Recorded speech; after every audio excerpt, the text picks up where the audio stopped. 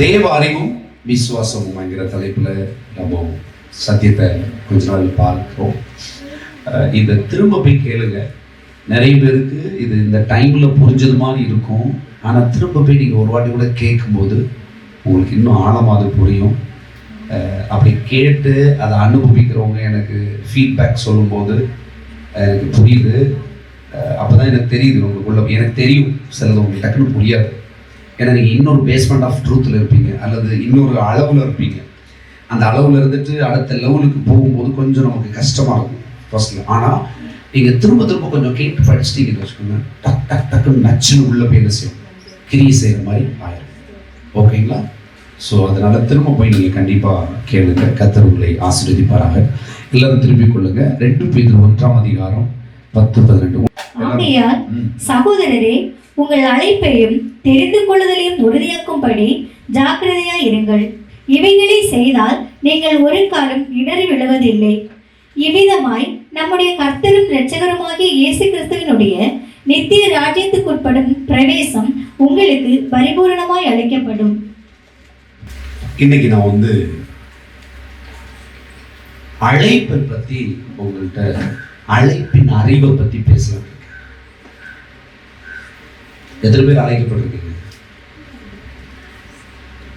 யாரெல்லாம் நீங்க இருக்கிறீங்களோ நீங்க எல்லாரும் தேவனால் அழைக்கப்பட்டவர் அண்ட் ஆல்சோ தெரிந்து கொள்ளப்பட்டவர். தெரிந்து கொள்ளப்பட்டவர்னா என்ன காரியம், அந்த பர்பஸ்.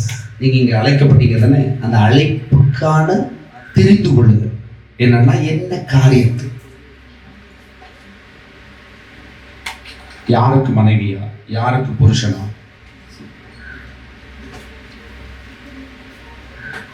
எந்த அப்பாவுக்கு அம்மாவுக்கு நீங்க பிள்ளையா, இதெல்லாம் உங்களுக்கு புரியுதா? எந்த அப்பாவுக்கு எந்த அம்மாவுக்கு நீங்க பிள்ளையா வந்திருக்கீங்கன்றது உங்க முடிவா, உங்க அப்பா அம்மா முடிவா? அதுலயே தெரிஞ்சுக்கலாம் யார் நீங்க. யூஆர் சூசன் பீப்பிள், அழைக்கப்பட்டவர்கள். கரெக்டா? கவனமா கவனிங்க.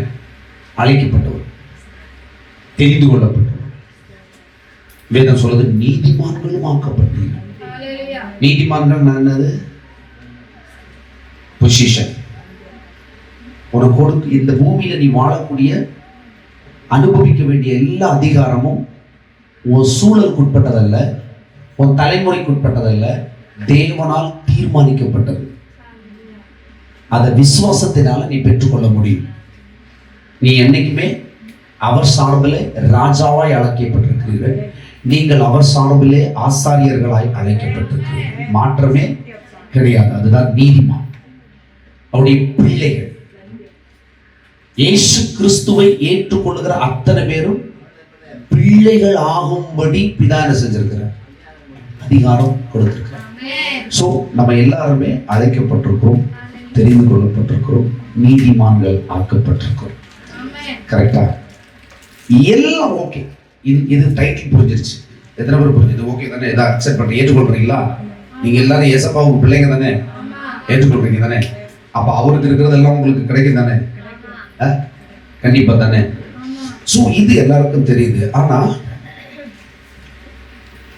பர்டிகுலர் இப்போ செல்வம் அப்படின்ற ஒரு ஆளு எதற்காக அழைக்கப்பட்டார்? அந்த அழைப்பை எப்படி தெரிந்து கொள்ளணும்? அந்த அழைப்பை தெரிந்து கொள்ற அவசியம் என்ன? அந்த அழைப்பை தெரிந்து கொண்டா என்ன நடக்கும்? புரியுதா உங்களுக்கு?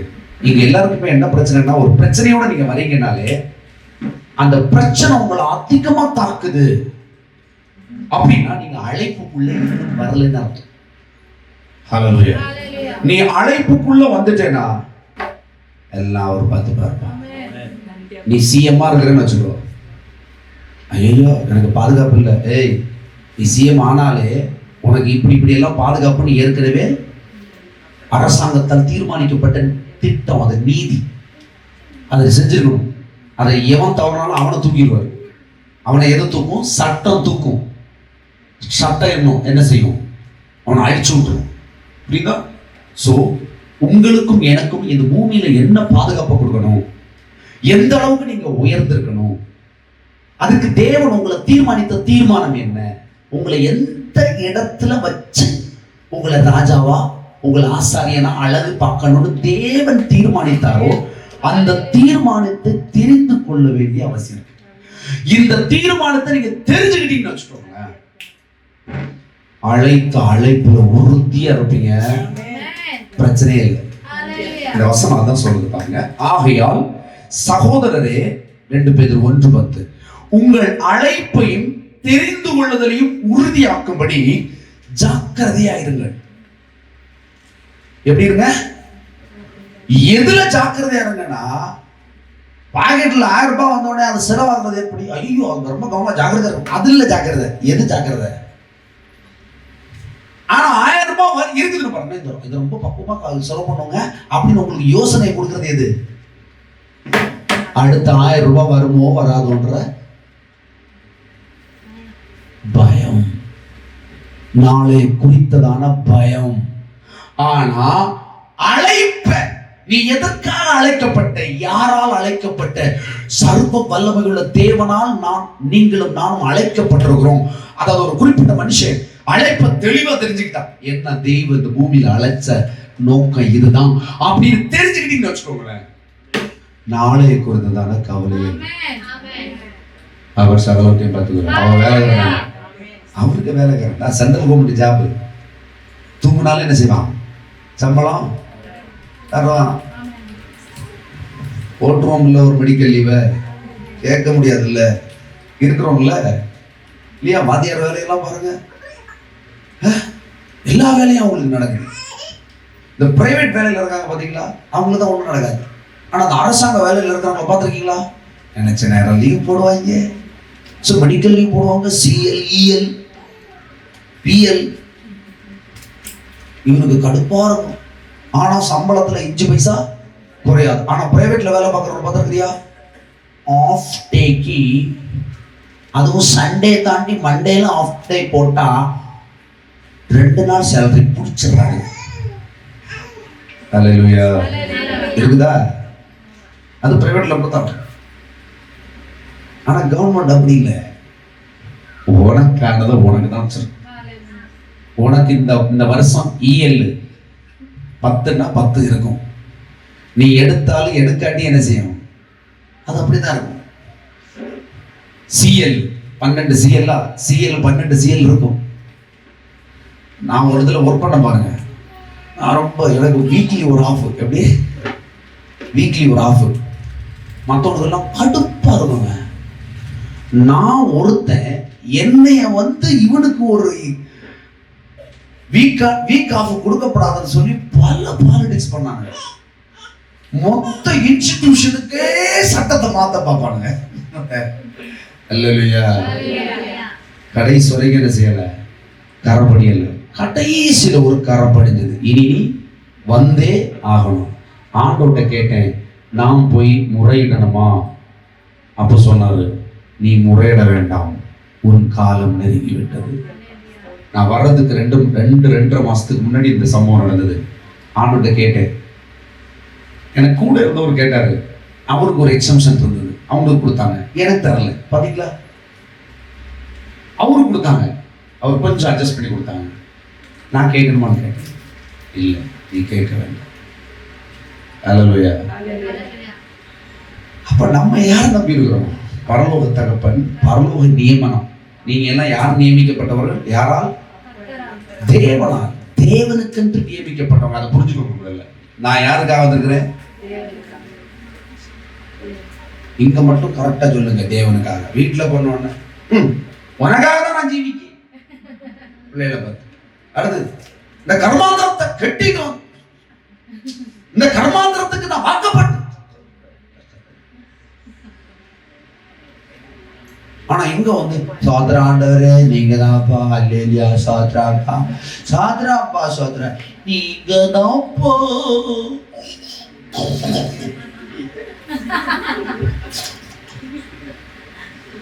வீட்டுல போனா சளியெல்லாம் மாறி. அல்லேலியா. பெரிய பாறாங்கல்ல தூக்கி மண்டையில அடிக்கிற மாதிரி. நம்ம சபையில அப்படி இருக்கான்னு நினைக்கிறேன். அல்லேலூயா. சோதரப்பா, சோதரப்பா, ஆசீர்வதிங்கப்பா.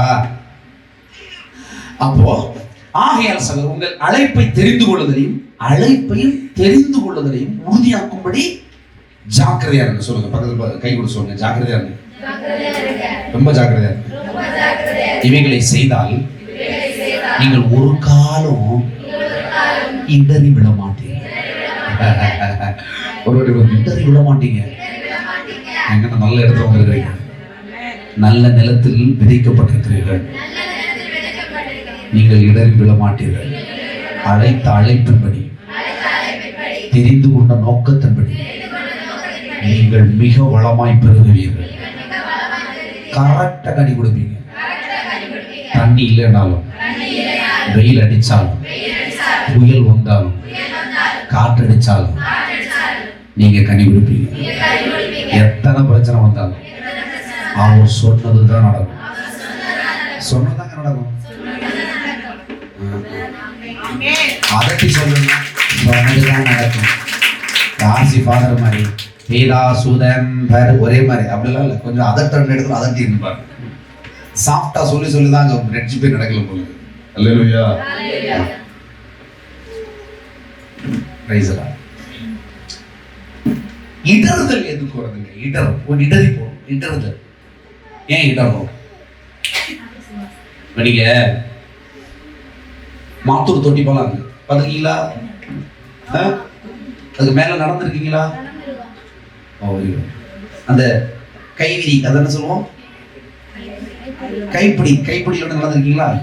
நான் தான் நடந்துட்டு வந்தேன். நீ போலியோ? நடக்கலையா? அதில் நடந்ததில்லை. அந்த ஒரு 2 இன்ச்சில் நடக்கலையா? சாயங்காலம் சர்ச்சு முடிஞ்சு போய் நடந்துருங்க. நேற்று சாயங்காலம் நடந்துட்டு வந்தேன். எப்படி நடந்துருக்கோம்? பேப்பர் வரலையோ? நாங்க நடந்தோம். பேப்பர்ல வந்து உள்ள வச்சிருவேன். அந்த இதுல நடந்த ஒரு பேரு ஜோஷுவா. நான் அவரை சந்திச்சிருக்கிறேன் பர்சனலா. நிறைய ரகசியம் எல்லாம் கேட்டிருக்கேன். அல்லேலூயா. அதனாலதான் அந்த ரூட்ல சொல்றேன். கத்த நல்லா கேளுங்க. இப்போ தொட்டிப்பாலம் இருக்குது. அது நீங்க பார்த்துருப்பீங்க நம்ம ஊர்ல, ஆசியாவில மிகப்பெரிய பாலம். ஸோ அதுல இருக்கிற அந்த அந்த அந்த கைப்பிடி மேலே ஏறி ஒரு ஆள் நடந்திருக்கிறாரு. அவர் கின்னஸ் ரெக்கார்டுக்கெல்லாம் ட்ரை பண்ணாரு. கின்னஸ் ரெக்கார்ட்லாம் கிடைக்கல. லிங்கா அதுலலாம் அவருக்கு ரெக்கார்டு வந்தது. ஏன்னா அஃபிஷியலாக அவருக்கு இங்கே அதை ரெக்கார்ட் பண்ண முடியாது. ஏன்னா கவர்மெண்ட் வந்து பெர்மிஷன் பண்ணலை. நான் என்ன சொல்கிறேன் அப்படின்னா, நான் இது எதுக்கு சொன்னேன், இட் இஸ் நாட் ஜோக். தேவன் ஒன்றை முன்குறித்த காரியம் இந்த மாதிரி ஒரு சூழல்ல நடந்து போய் ஒரு காரியத்தை நடத்துறது மாதிரி தான் உன் பிரச்சனை இருக்குது. உன் வாழ்க்கை, உனக்கு கொடுக்கப்பட்ட வாழ்க்கை என்னது? மாத்தூர் தொட்டி பாலத்தில் அந்த விளிம்பு இருக்குல்ல, அதிலோடி நடந்துதான் அக்கறையில் போகணும். அப்போதான் உன் வாழ்க்கை ஜெயிக்கும். அப்படின்னா தேவன் அதை ஒன்றை கொண்டு செய்ய திட்டமிட்டாருன்னா அதை அவரே செஞ்சு முடிப்பார். புரியுதா? தேவன் சொல்றாரு, நான் உன்னை அதுல நடக்க சொல்றேன்னா நீ என்ன நம்பி நடந்தேன்னா நீ இடறி விழ மாட்ட. புரியுதா? இவ புரியும் நினைக்கிறவங்களுக்கு. இடறி விழ மாட்டீங்க. நான் சொல்றேங்க, நீங்க உங்களுக்கு கொடுக்கப்பட்ட புருஷன், கொடுக்கப்பட்ட பிள்ளைங்க, கொடுக்கப்பட்ட குடும்பம், கொடுக்கப்பட்ட தேசம், கொடுக்கப்பட்ட வேலை, கொடுக்கப்பட்ட பொறுப்புகள், இது எல்லாத்துக்கும் முன்னாடி ஒரு செய்யணும். இதெல்லாம் எனக்கு தானா? இது எனக்கு கொடுக்கப்பட்டதா? அதை நீங்க தெரிந்து கொள்ள வேண்டிய அவசியம் முதல்ல இருக்குது.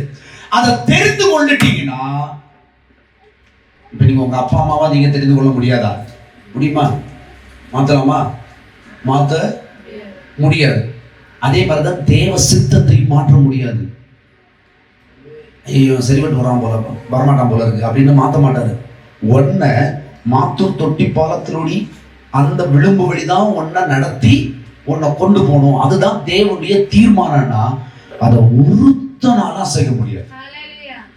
ஆனா சம்பந்தப்பட்ட நீங்க அந்த தெரிந்து கொள்ளுதல், அந்த அதை கரெக்ட், எஸ் இதுதான் தேவன் என்னை குறித்து தீர்மானித்த காரியம் அப்படின்னு கரெக்டா ஆண்டவர்கிட்ட அது கரெக்டா, yes yes this is correct அப்படி புடிச்சிட்டீங்கன்னா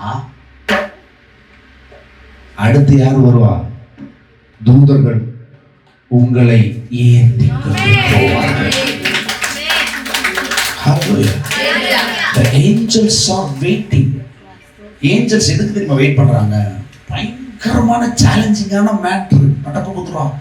ஆண்டனிடா, டேய் ஆண்டனிக்கு ஒரு 10 ஏஞ்சல் கொடுத்துருப்பாருன்னு வச்சுக்கோங்க.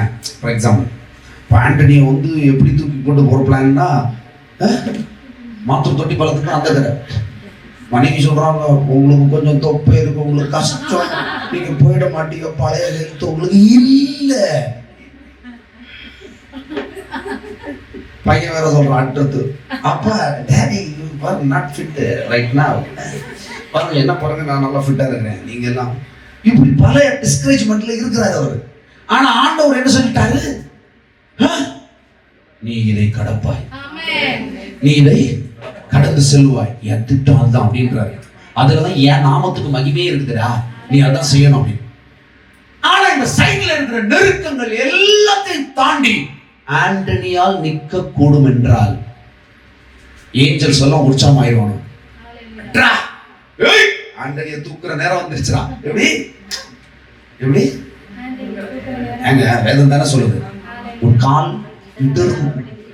இடராதபடிக்கு தூதர்கள் உன்னை. இந்த வசனம் என்ன சொல்லுது? அவருடைய சித்தத்தை தெரிந்து கொள்ளும் போது, தெரிந்து கொள்ள ஜாக்கிரதையா இருங்க. அவைகளை நீ செய்தால் ஒரு கால் இடறி விழுவதில்லை. அவருடைய திட்டத்தை நம்ம என்ன செய்யறோம் அப்படின்னா, பெரிய கனவு இருக்கு. சொல்லுங்க பக்கத்துல, உங்களுக்கு பெரிய கனவு இருக்கா? பெரிய கனவு இருக்குதா? பெரிய கனவு இருக்கு. என்ன செய்யலாம்? சபையில வந்தா நல்லா நெஞ்சியாரி வீங்கி பாத்திரலாம் இருக்குது. வீட்டுல போனா இப்படி ஆகிடுது. அது எப்படி கேளுங்க? அது எப்படி? அது எப்படி நீங்க சொல்லுங்க. அழைத்த அழைப்பையும் தெரிந்து கொள்ளப்பட்ட நோக்கத்தையும் சரியா புடிச்சுக்கிட்டு அவர் உன் கூட இருக்கிறான்றத தெளிவா விசுவாசிச்சு நீ நின்னா நீ ஒரு நாள் இடர மாட்டாய், மாறாக நீ பெருகுவாய், தேவனால் கனப்படுத்தப்படுவாய். அவ்வளவுதான். வேற என்ன?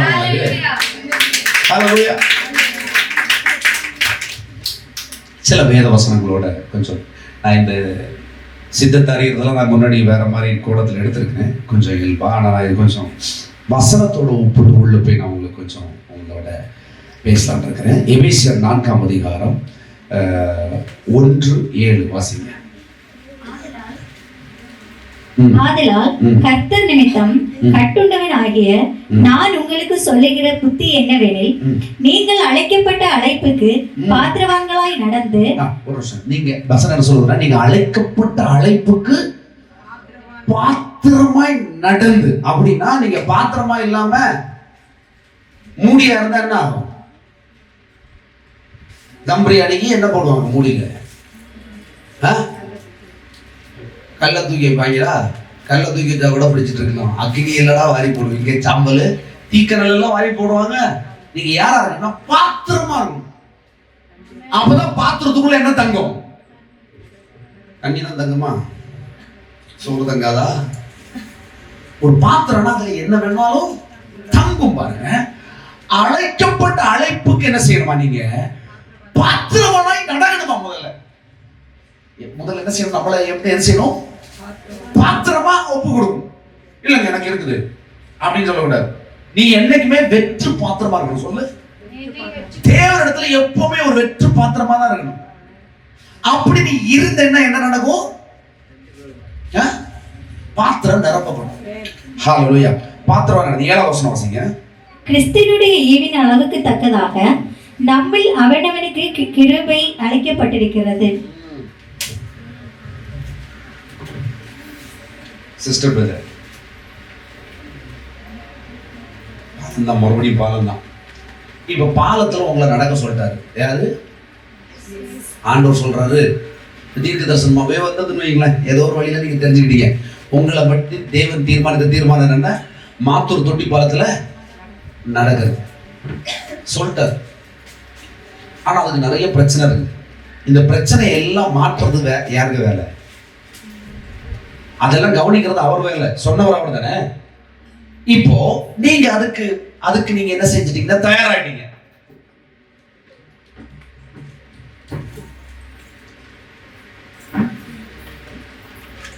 நீங்க தயார் ஆகலைனாலும் நீங்க அதுல நடக்கிறதுக்கான பலன், சுகம், ஆரோக்கியம், நம்பிக்கை எல்லாத்தையும் கிருபையா உங்களுக்குள்ள வச்சிருக்காரு. அதான் உங்களை பார்த்து சொல்றாரு, உங்களை இங்க அழைச்சது நோக்கத்தை நிறைவேற்றுறதுக்கு உங்களுக்கு ஒரு கிருபை இருக்கு. கிருபைன்னு அதுக்கு என்ன தேவையான ஞானம், புத்தி. பாருங்களேன், இப்போ அவரை வேற இல்லை, அவர் ஃபிட்டான ஆளு, சும்மா சொல்றவங்க நீங்க இவரை போய் அப்படியே போய் நான் வந்து எனக்கு கால் நல்லா ஸ்ட்ராங் ஆகணும், இந்த மாதிரி நடக்க போறேன் அப்படின்னு ஒரு பெரிய ஒரு ட்ரெயினர்கிட்ட போய் அவர் வந்து கேட்குறாங்க. அந்த ட்ரெயினர் என்ன சொல்லுவாரு, பிரதர் உங்களுக்கு தொப்பையில ஒரு 10 கிலோ குறையணும். மொத்தமே 8 கிலோ தானே இருக்குப்பா, அதுல 10 ஆமாங்க உள்ள போகணும். இப்படி அஃபிஷியலாக அவர் என்ன செய்வாரு, இந்த அளவு வெயிட் இருக்கணும், இந்த அளவு இருக்கணும், இப்படி போகும்போது இந்த அளவு ஹைட்டுக்கு, இந்த அளவு ஹைட்ல நீங்க போகும்போது காத்தடிச்சா எப்படி நிக்கணும், இதெல்லாம் எப்படி பேலன்ஸ் பண்ணணும் அப்படின்னு ஒரு அறிவியல் சார்ந்த ரிப்போர்ட்டை இவர் கொடுத்துருவார். அதெல்லாம் அவர் வீட்டில் போய் படித்தா ஒண்ணுமே ஃபிட் இல்லை. எப்படி கவனிங்க, ஒண்ணுமே ஃபிட் இல்லை. இவர் தொப்பை குறைக்கன்னு சொல்லி 4 நாள் தொப்பை குறைச்சிட்டு போறாரு. 4 நாள்ல ஒரு தொப்பை குறைச்சிட்டு போனோன்னே இல்லைங்க கை வீங்கி இருக்குது, கை அங்கோட்டு, அதுவும் வலது கை கொஞ்சம் எக்ஸ்ட்ரா ஏறி இருக்குது, வலது பக்கத்தில் விழுந்துருவீங்க அப்படின்ற மாதிரி சொல்றாங்க. நீங்க ஃபிட்டே இல்லை, சொல்லுங்க ஃபிட்டே இல்லை. ஆனா வசனம் சொல்லுகிறது, அழைத்தவர் சொல்றாரு, அதுக்கான கிருபை உனக்குள்ள இருக்கு. உலகம் உன்னுடைய தொகையை பார்க்கும், உன்னுடைய பிசிக்கல் ஃபிட்னஸ், உன்னுடைய அவுட்டர் ஸ்ட்ரக்சர், உனக்குள்ள என்னென்ன டேலண்ட் இருக்குது இதெல்லாம் கவனிக்கும். ஆனா ஆண்டவருக்கு இந்த டேலண்ட் இல்லப்பா, அவருடைய கிருபை உள்ள இருக்கு. அப்படின்னா அர்த்தம் அவரே உள்ள இருக்கிறாரு. நீ டேலண்ட நம்புறியா, உன்னோட உலகம் எதிர்பார்க்கிற ஃபிட்னஸ் நம்புறியா, என்ன நம்புறியா? அவரை நம்பினேன்னா நீ அந்த பாலத்தை கடந்து நடக்கும் போது நீ சரீர அளவுல ஃபிட்டே இருக்க மாட்ட. உனக்கு எந்த ஃபிட்னஸ் இருக்காது. இதனால என்ன நடக்கும்? இவர் ஜெயிச்சிட்டார். ஆண்டனி என்ன ஜெயிச்சிட்டாரு? தொப்பையும் குறையல. சுனிதா டெய்லி இவர் நடக்கவே கூடாதுன்னு சொல்லிட்டு ஆம்லெட் 2 ஆம்லெட் எக்ஸ்ட்ரா போட்டு கொழுப்பு ஏறினா போக மாட்டாரு. இந்த லிஸ்ட் மற்ற அந்த ட்ரெயினர் சொல்லி இருக்கு, எக்ஸ்ட்ரா வந்தா ஒண்ணுமே செய்ய முடியாது, இருக்கிறதுனாலே ஒண்ணும் செய்ய முடியாது. இங்க எக்ஸ்ட்ரா ஏறலாம். இவர் யாரப்படாது, எப்போ சோதரம் இவர் அதுல யாரி போறாங்க, எங்களுக்கு யார் உண்டு. ஒரு சைட்ல இந்த ஜெபம் பாரு, ஏன்னா இவன் விசுவாசி தான். ஆனா என்னது, அவருடைய நோக்கம் என்னன்னு இவங்களுக்கு தெரியாது. தெரியாத வரைக்கும் என்ன ஜெபிப்பாங்க, நோக்கத்துக்கு எதிரா இப்படி சொல்றேன். எனக்கு ஒரு மனைவி, ஒரு பிரதரோட மனைவி, என்னுடைய ஆரம்ப நாட்கள்ல சபைக்கு அப்போ வருவாரு.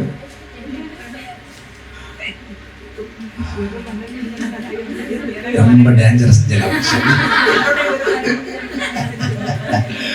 கேளுங்க. அப்போ வந்து அவர் வந்து ஒரு குறிப்பிட்ட ஒரு சின்ன தொழில் செஞ்சுட்டு இருந்தார். அந்த டைம்ல அவர் ஆண்டவருக்கு ஒப்பு கொடுத்தவர் குடிகார், ரொம்ப மோசமான ஆளா இருந்தவர். ஆண்டவர் அவரை ரட்சிக்க வச்சாரு. ரட்சிப்படைந்து அவங்கள நாங்கள் வந்து ப்ரேயர் பண்ணி அவங்கள நாங்கள் வந்து ஒரு சபைக்கு அனுப்புகிறோம். இப்போ எனக்கு சபையெல்லாம் இல்லை. அப்போது அவர் வந்து கொஞ்ச நாள் அவருக்கு ஆண்டவருக்குள்ளே வந்த உடனே அவருக்குள்ள ஒரு விசுவாசம், எப்படியாவது ஜெயிக்கணும். எப்படி ஆனால் அந்த அந்த ஐயாவுக்கு ஜெபம் பண்ண கூப்பிட்டது யாரு? அவங்களுடைய மனைவி. அப்ப யார் ஒழுக்கமா இருக்காங்க? மனைவி ஒழுக்கமா இருக்கிறாங்க, விசுவாசிக்கிறாங்க. என் புருஷன் எப்படியாவது நல்லா இருக்கணும், என் பிள்ளைங்க நான் காப்பாற்றணும், என் தலைமுறை நல்லா இருக்கணும்னு சொல்றதுக்காக என்ன செய்யறாரு? அவங்க என்ன கான்டாக்ட் பண்றாங்க. நாங்க அங்க போறோம். அவர் அதுக்கு பிறகு விடுதலை ஆகிறாரு. பிசாசு போராட்டம் அப்படின்னு நிறைய இது எல்லாத்துக்கும் விடுதலை ஆகிறாரு. அவர் பெர்ஃபெக்டான மனுஷன் ஆகிறாரு. கொஞ்ச நாள்ல அவங்கள்ட்ட இருந்த தொழில் கொஞ்சம் நல்லா செழிக்க ஆரம்பிக்குது. கொஞ்ச நாள் தாண்டோடனே அந்த ஐயா வந்து ஒரு தொழில் தொடங்குறாரு. எக்ஸ்ட்ரா. என்னது? எக்ஸ்ட்ரா தொழில். இந்த அம்மா எனக்கு கூப்பிட்டு, ஹலோ பிரதர், இதெல்லாம் இவருக்கு தேவையா கேட்டியாட, நமக்கு இதே நடத்திட்டு போக பயங்கர கஷ்டம்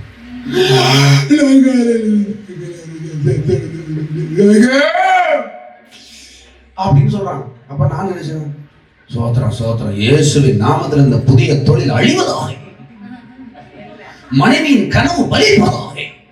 அப்படிதானே ஜெபிக்கணும்.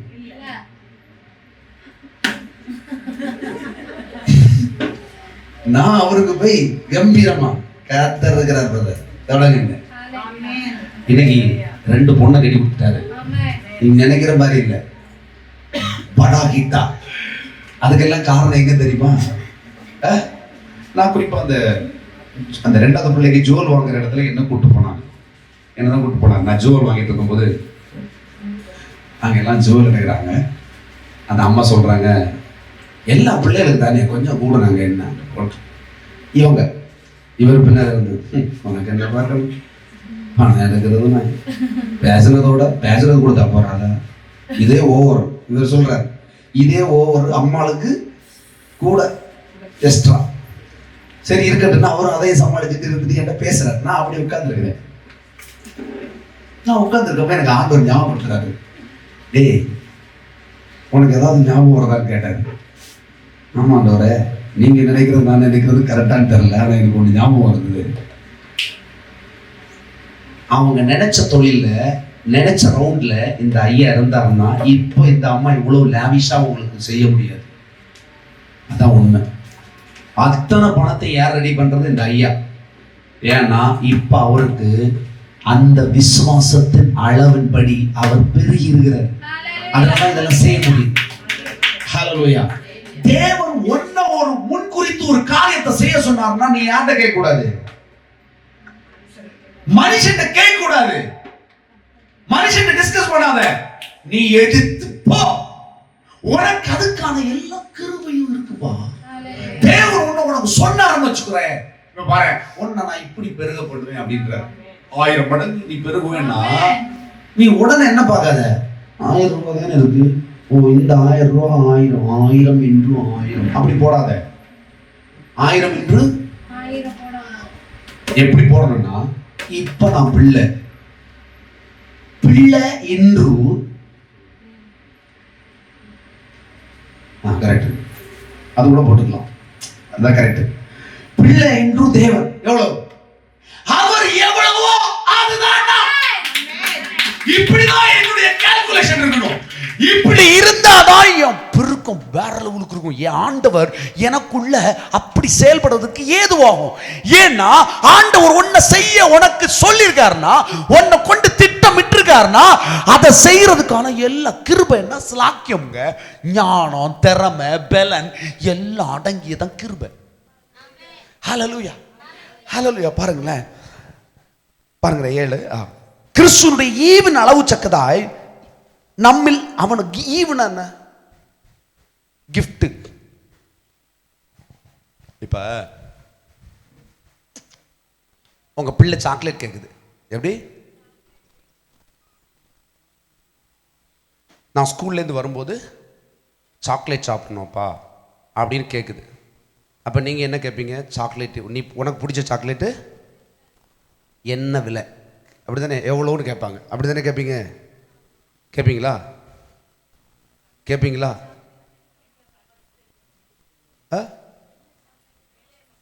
நீங்க சாக்லேட் மாதிரி கொடுக்க மாட்டீங்க. அல்லது இப்படி வாங்களேன், உங்க சொந்த பிள்ளைக்கு ஒரு விஷயத்தை செய்ய போறீங்க, உங்க சொந்த பிள்ளைக்கு அதை நீங்க செய்யணும். அப்ப நீங்க எப்படி செய்வீங்க? எங்கேருந்து செய்வீங்க?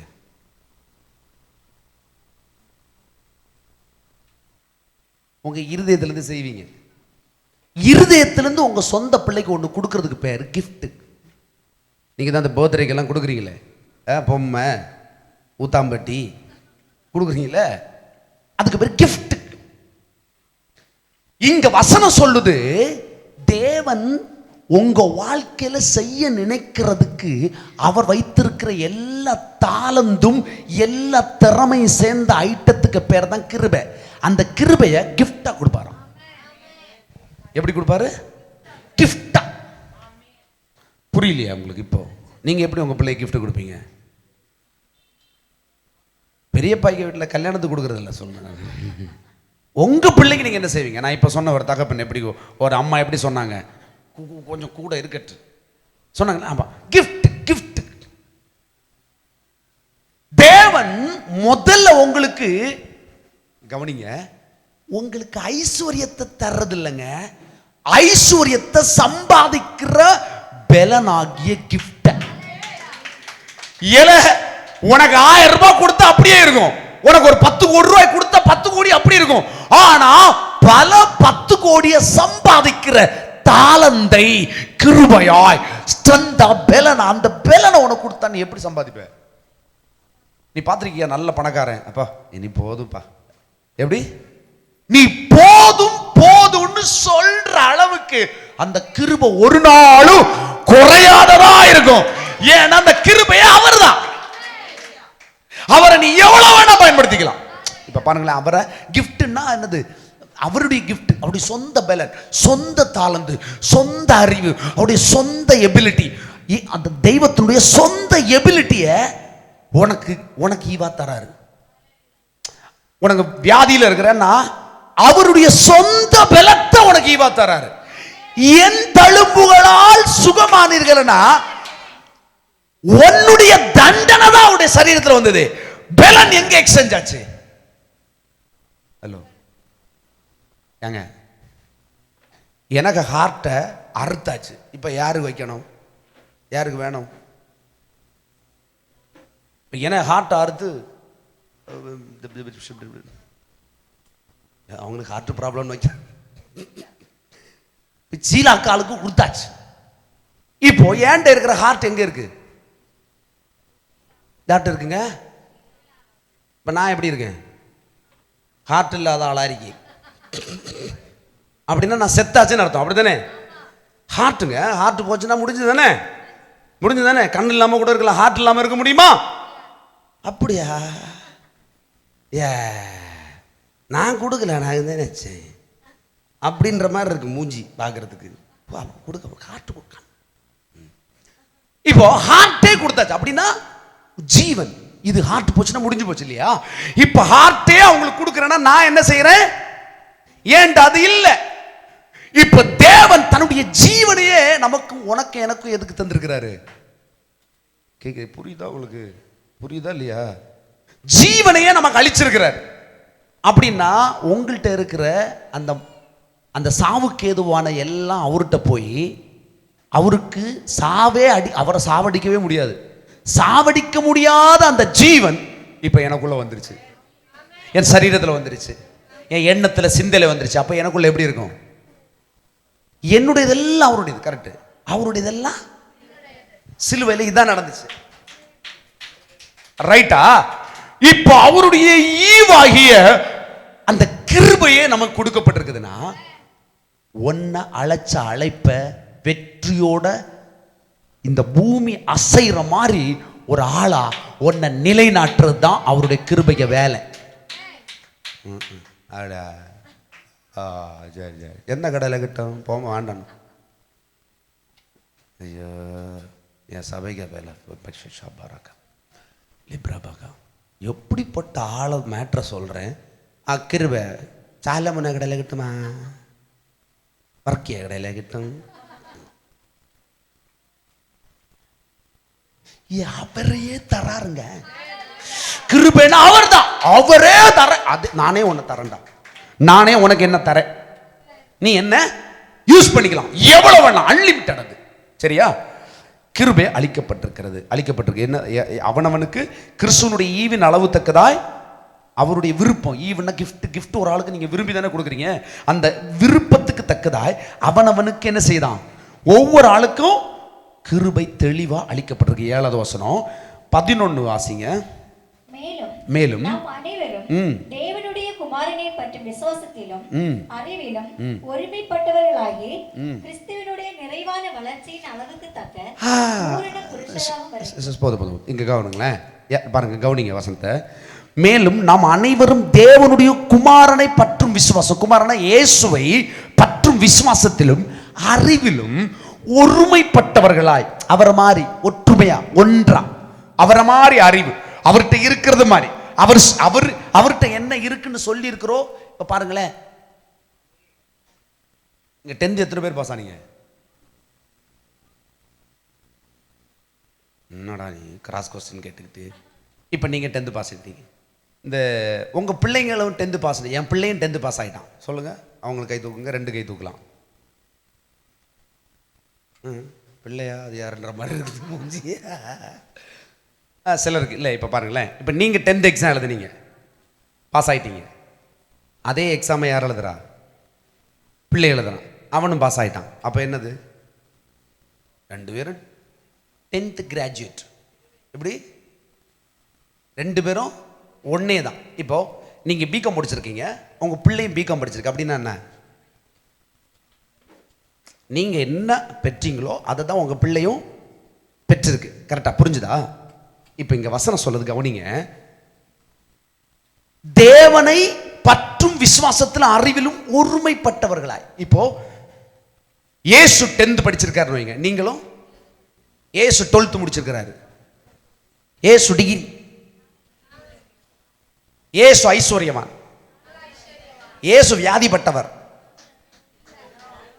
இல்லையா? அது மட்டும் ஏன் அப்படி? அப்படியா? அப்ப ஏசுக்கு வியாதி இல்லையா? அப்ப அது உங்களுக்கு வருதா? அது வராது, சுகம் வரவே வராதா? இங்க பாருங்களேன், வசனம் தெளிவா சொல்லுது, கவனமாக கவனிங்க.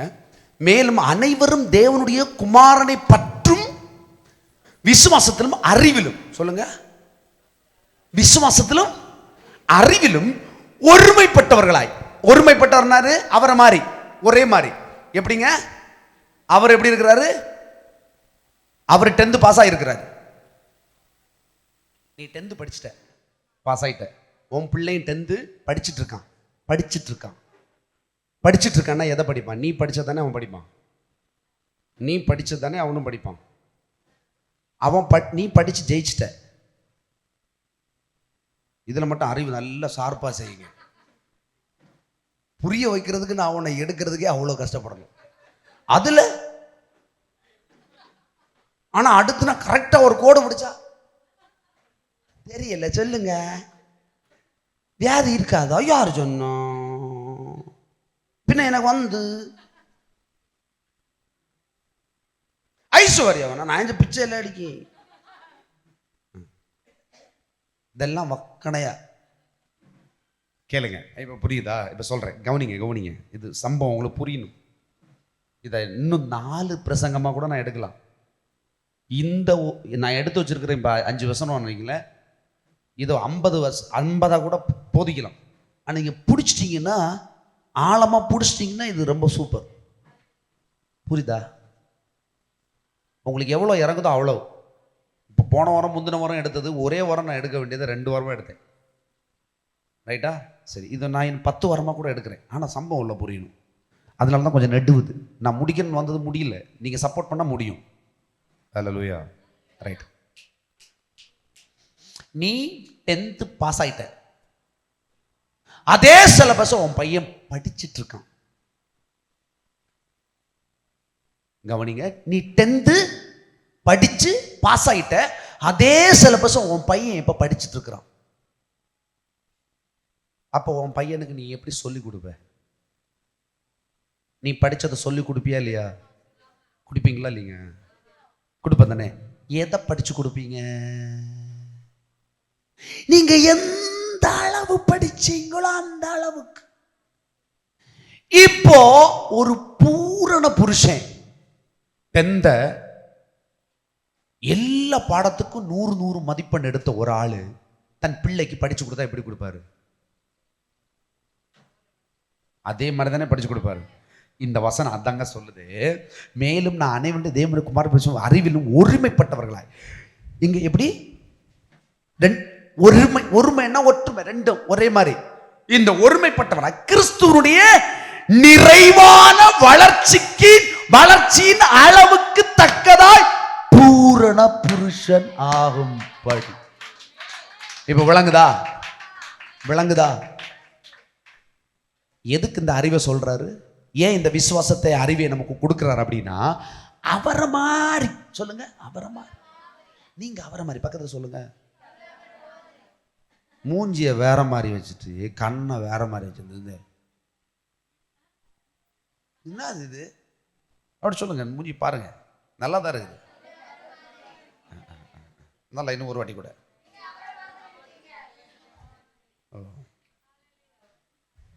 சிலது வலது வாக்கில் மட்டும் பிடிக்கிறீங்க, இடது வாக்கில் இருக்கும்.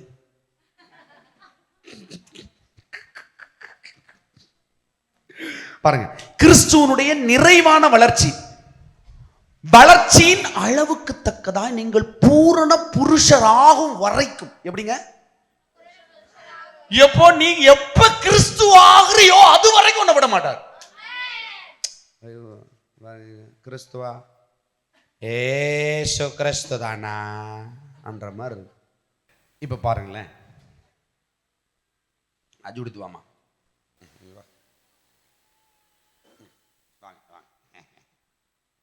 இப்போ வந்து இது என் பிள்ளை. எப்படி? இப்போ நான் அவளை வந்து கொஞ்சுறேன், கொலாவுறேன், அவள் என்ன கேட்டாலும் வாங்கி கொடுக்குறேன். இதெல்லாம் எதனால? அன்புனால. கரெக்டு தானே? இப்போ அந்த அன்பை அவளுக்கு கிஃப்டா நான் கொடுப்பேன். திரும்ப எப்படி கொடுப்பேன்? நான் கிஃப்டா கொடுப்பேன், அப்படிதானே? அப்ப எப்படி கொடுப்பேன்னா, என்கிட்ட இருக்கிறதுல எவ்வளவு கொடுப்பேன்? எல்லாமே இல்ல, என்கிட்ட இல்லாதத கூட கொடுப்பேன். ஹலோ, என்கிட்ட இல்லாத நீ உன் பிள்ளைக்கு எப்படி கொடுக்கணும்னு நினைக்கிறேன்? என்ன விட என் பிள்ளை நல்லா இருக்கணும். வருது இல்ல? வருதா இல்லையா?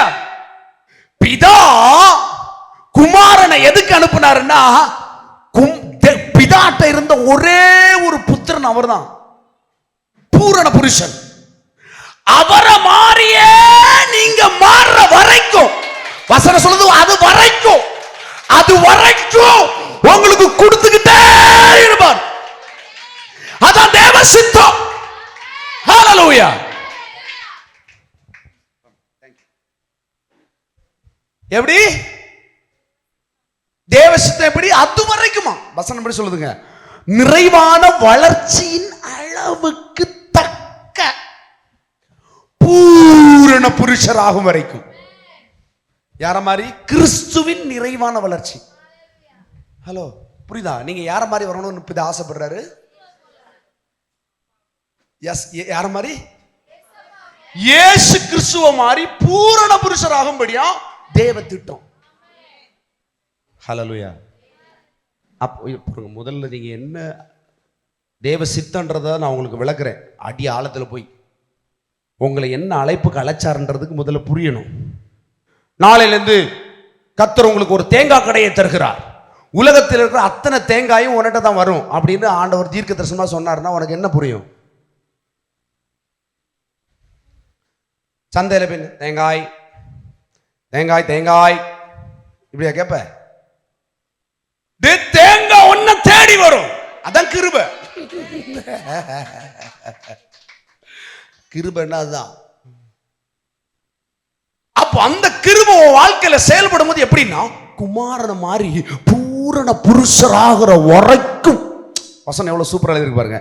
நிறைவான வளர்ச்சியின் அளவுக்கு தக்கதாய் பூரண புருஷராகிற வரைக்கும். பூரண புருஷனா குமாரன மாதிரி. கொஞ்சமா அவரை தப்பே சொல்ல முடியாது. பாத்தீங்களா? அதே மாதிரி ஒன்னையும் ஒரு குறைவு இல்லாம அவர் பிதாவின் வலது பாசத்துல சிங்காசனத்துல எப்படி எந்த அதிகாரத்தோட இருக்கிற அந்த அதிகாரம் அப்படியேங்க. விளங்குச்சா? விளங்கலையா? இதெல்லாம் விளங்குனா எப்படி அடிக்கணும்? பக்கத்துல இருக்க சேர உடைக்கணும்ல. சேர உடைக்கலன்னா ஃபைன். அல்லேலூயா. ரைட், பாருங்க. பரிசுத்தவான்கள் சீர், அடுத்த வசனம் 12. பரிசுத்தவான்கள் சீர் பொருந்தும் பொருட்டு சுவிசேஷ ஊழியத்தின் வேலைக்காகவும் கிறிஸ்துவின் சரீரமா சபைக்காகவும் பக்தி விருத்தி அடைவதற்காகவும் அவர் சிலரை அப்போஸ்தலராக, சிலரை தீர்க்கதரிசிகளாக, சிலரை சுவிசேஷர்களாக, சிலரை மேய்ப்பர்களாக, போதகர்களாக ஏற்படுத்தினார். நான் இதை ஒரு எக்ஸாம்பிளா உங்களுக்கு சொல்றேன். ஆண்டவர் எப்படி இந்த பூமியில ஊழியத்தை செய்கிறார் அப்படின்னா 5 வகையான ஊழியம் இருக்கு. நீங்க நினைக்க கூடாது இந்த 5 வகையான ஊழியம் தான்ப்பா. இப்ப நம்ம சபையில 5 வகையான ஊழியத்தை தேவன் வந்து கட்டுறார். அதுக்கு எத்தனை பேர் வேணும்? 5 பேர் வேணும். எத்தனை பேர் வேணும்? உடனே வரிசை அந்த ஊழியத்தில் போய் அப்படி அதாவது தட்டு அப்படின்னு இல்லை. அப்போ பாக்கி இருக்கிற 50 பேரும் அவங்களுக்கு ஒன்றும் இல்லையா? அவங்களுக்கு இருக்குது. அவங்களுக்கு இது இல்லை. இதனால் பயன். தேங்காய் வியாபாரம், மாங்காய் வியாபாரம், பலாப்பழம், இது மாதிரி என்னது ஒவ்வொரு ஆளுக்கும் அவனவன் ஈவுக்கு தக்கதாய் தேவன் உங்களிலே விரும்பின விருப்பத்துக்கு தக்கதா உங்களுக்கு என்ன செய்வாரு? அவர் உங்களுக்கு பலன் அளிப்பார். நீ தேங்காய் வியாபாரின்னா தேங்காய் வியாபாரத்தில் ஒன்னு அடிக்க முடியாது. உலகத்தின் நம்பர் 1 பணக்காரர் இன்றைக்கு யார்? ஆண்டனி. பிசினஸ் தேங்காய் வியாபாரம். எப்படி? என்ன வியாபாரம் செஞ்சா என்னடா நம்பர் 1 லிஸ்ட்ல வந்திருக்கிறாரா இல்லையா? அந்த நம்பர் 1 தான் பூரண புருஷன். ஹலோ, ஆண்டவர். இப்ப இயேசு தெரியாத உலகம் எங்கேயாவது இருக்காங்க? எல்லா உலகத்துக்கும் அவர் தெரிகிறார். எல்லா நாட்டுக்கும் இயேசு தெரிகிறார் இல்லையா? ஏன்? உங்களுக்கு எல்லா ஹிஸ்டரியும் தெரியும். அவர் மரித்ததை, அவர் மரிச்சு போனதை, உயிரோட எழும்பினதை எல்லாத்தையும் மறைக்க பார்த்தாங்க இல்லையா? அவரை மொத்தமா அழிக்க தானே திட்டமிட்டாங்க. இன்னைக்கு உலகம் முழுவதும் எப்படி தெரிகிறார் அவரு? ஏன்னா பிதா அவருக்குள்ள வச்சிருந்தது அவருடைய ஈவு, அவருடைய விருப்பத்தின் ஈவை உள்ள வச்சு அவரை பூரண புருஷனாக்கி இந்த பூமியில செய்ய வேண்டிய காரியத்தை கணக்கச்சிதமா செஞ்சு முடிச்சாரு. அதனால இன்னைக்கு இல்ல, இனி என்னைக்கும் அவரை பேசும். நான் சொல்றேன், நீ அழைக்கப்பட்ட அழைப்பை தேவனிடத்திலிருந்து தெரிந்து கொள்ளும் போது, அந்த அழைப்புல தேவன் உன்னை அங்கீகாரப்படுத்தும் போது உலகத்துல நம்பர் 1 இருப்ப. நீ சில்லற வியாபாரியா இருக்க மாட்ட, சிலருக்கும் வியாபாரியா இருக்க மாட்டேன், உலகத்துக்கே வியாபாரியா இருப்ப, உலகத்துக்கே அடையாளமா இருப்ப. ஹல்லேலூயா. ஏதோ லிஸ்ட்ல வந்துட்டோம் அப்படின்ற மாதிரி இல்லைங்க, ஒன் லிஸ்டே வேற மாதிரி இருக்கும். ஹல்லேலூயா. இப்ப எத்தனை பேருக்கு புரியுது? இப்ப கொஞ்சம் புரியுதுன்னு நினைக்கிறேன். ஹல்லேலூயா. அப்ப தேவனுடைய அழைப்பும் அவருடைய நோக்கமும் இதுதான். ஹல்லேலூயா. அப்போ சிலரை அப்போஸ்தலர் அப்படின்னா சிலர் என்ன? இப்ப இந்த இடத்துல தேவன் ஒவ்வொரு ஆளையும் குறித்து ஒரு முன் குறித்து வச்சிருக்கிறார். இவ இப்படிதான்பா. எப்படி? எனக்கு 75 வயசு ஆச்சு, இப்பதான் ரட்சிக்கப்பட்டேன். அப்ப உனக்கு என்னது?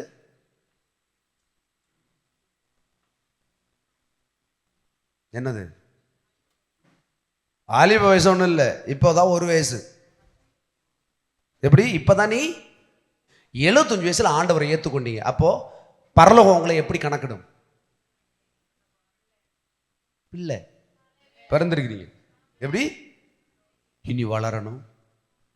உலக கணக்குப்படி வாலிபன் ஆகும்போது 75ல் ரட்சிக்கப்பட்ட ஒரு ஆள் இப்போ வயசு 0 அப்படின்னா 18 வயசாகும்போது எவ்வளோ ஆகும்?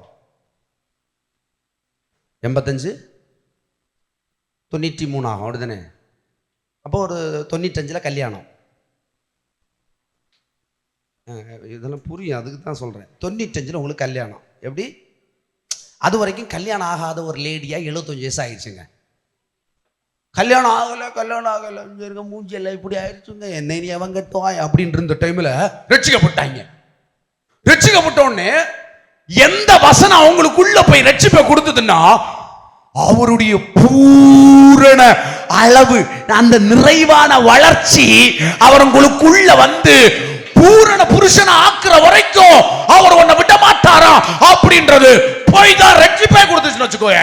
அந்த வசனம் அவனுக்குள்ள இருக்குதுன்னா நான் சொல்றேன், உனக்கு 95 வயசு ஆகும்போது கல்யாணம் பண்ணதுக்கு வரமாட்டாங்க. ஏன்? ஏன்னா அப்போ ஒரு 5 வயசு மாதிரி இருப்ப. நீ பிள்ளை வளரட்டும், ஆனா இவ வளர்ந்த பிறகு எங்களுக்கு குடும்பத்துக்கு தான் தரணும். என்ன யாரு கிளவிய யாருங்க? ஏங்க உங்க தாய் சாரா அப்படிதாங்க. யாரும் அவளை திருடக்கூடாதுன்னு சொன்னா அவன் ஒளிச்சு வச்சிருந்தான் கிளவிய.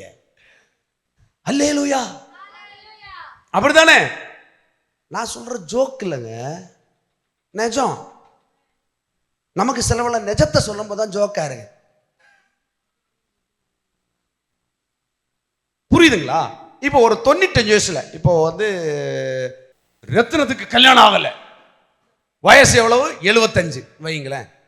அப்போ ரட்சிக்கப்பட்டாங்க. ரட்சிக்கப்பட்டோன்னு என்ன ஆகுது? சின்ன 75 வருஷம் வேதனைங்க. கொஞ்ச நாள் கல்யாணத்துக்கு இருந்து காத்திருந்தாங்க. 35, 40, 50, 55 கடைசியில் எப்போ எங்களை எங்க சத்தங்க போட்டு நின்றுட்டு விட்டுணும். ஒரு கடைசியில் ஃபெய்த் ஃபேமிலி சபைன்னு ஒரு சபை பாருங்க, தோட்ட வாரத்தில் அவங்க வந்தாங்க. அங்கே கிறுக்கு வாக்கில் ஒருத்தர் இருப்பான் பாருங்க, அவன் கேன வாக்கில் பேசுனது இவங்களுக்கு கரெக்டாக இருந்தது. எப்படி எல்லாருக்கும் கேன வாக்கில் இவன் கேனத்தனமா பேசுறான்டான்னு சொன்னது இவங்களுக்கு மட்டும் கரெக்டா, கிறிஸ்துவை போல பூரண புருஷராகும்படி அது வரைக்கும் என்ன விட மாட்டாராம் அப்படின்ற உள்ள போச்சு பாருங்க. இப்ப அவங்களுக்கு கல்யாணத்துக்கு எப்படி கல்யாணம் நடக்கும்ன்ற ஒரு அறிவுக்குள்ள வந்துட்டாங்க. இப்ப அவங்களுக்கு வயசு என்னது?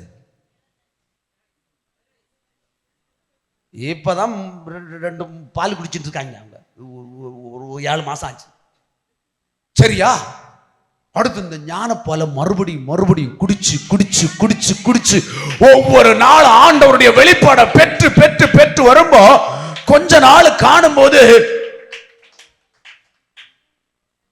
பேரப்பிள்ளை வயசு, சுகின் வயசுல ஒரு பையன் வரான்.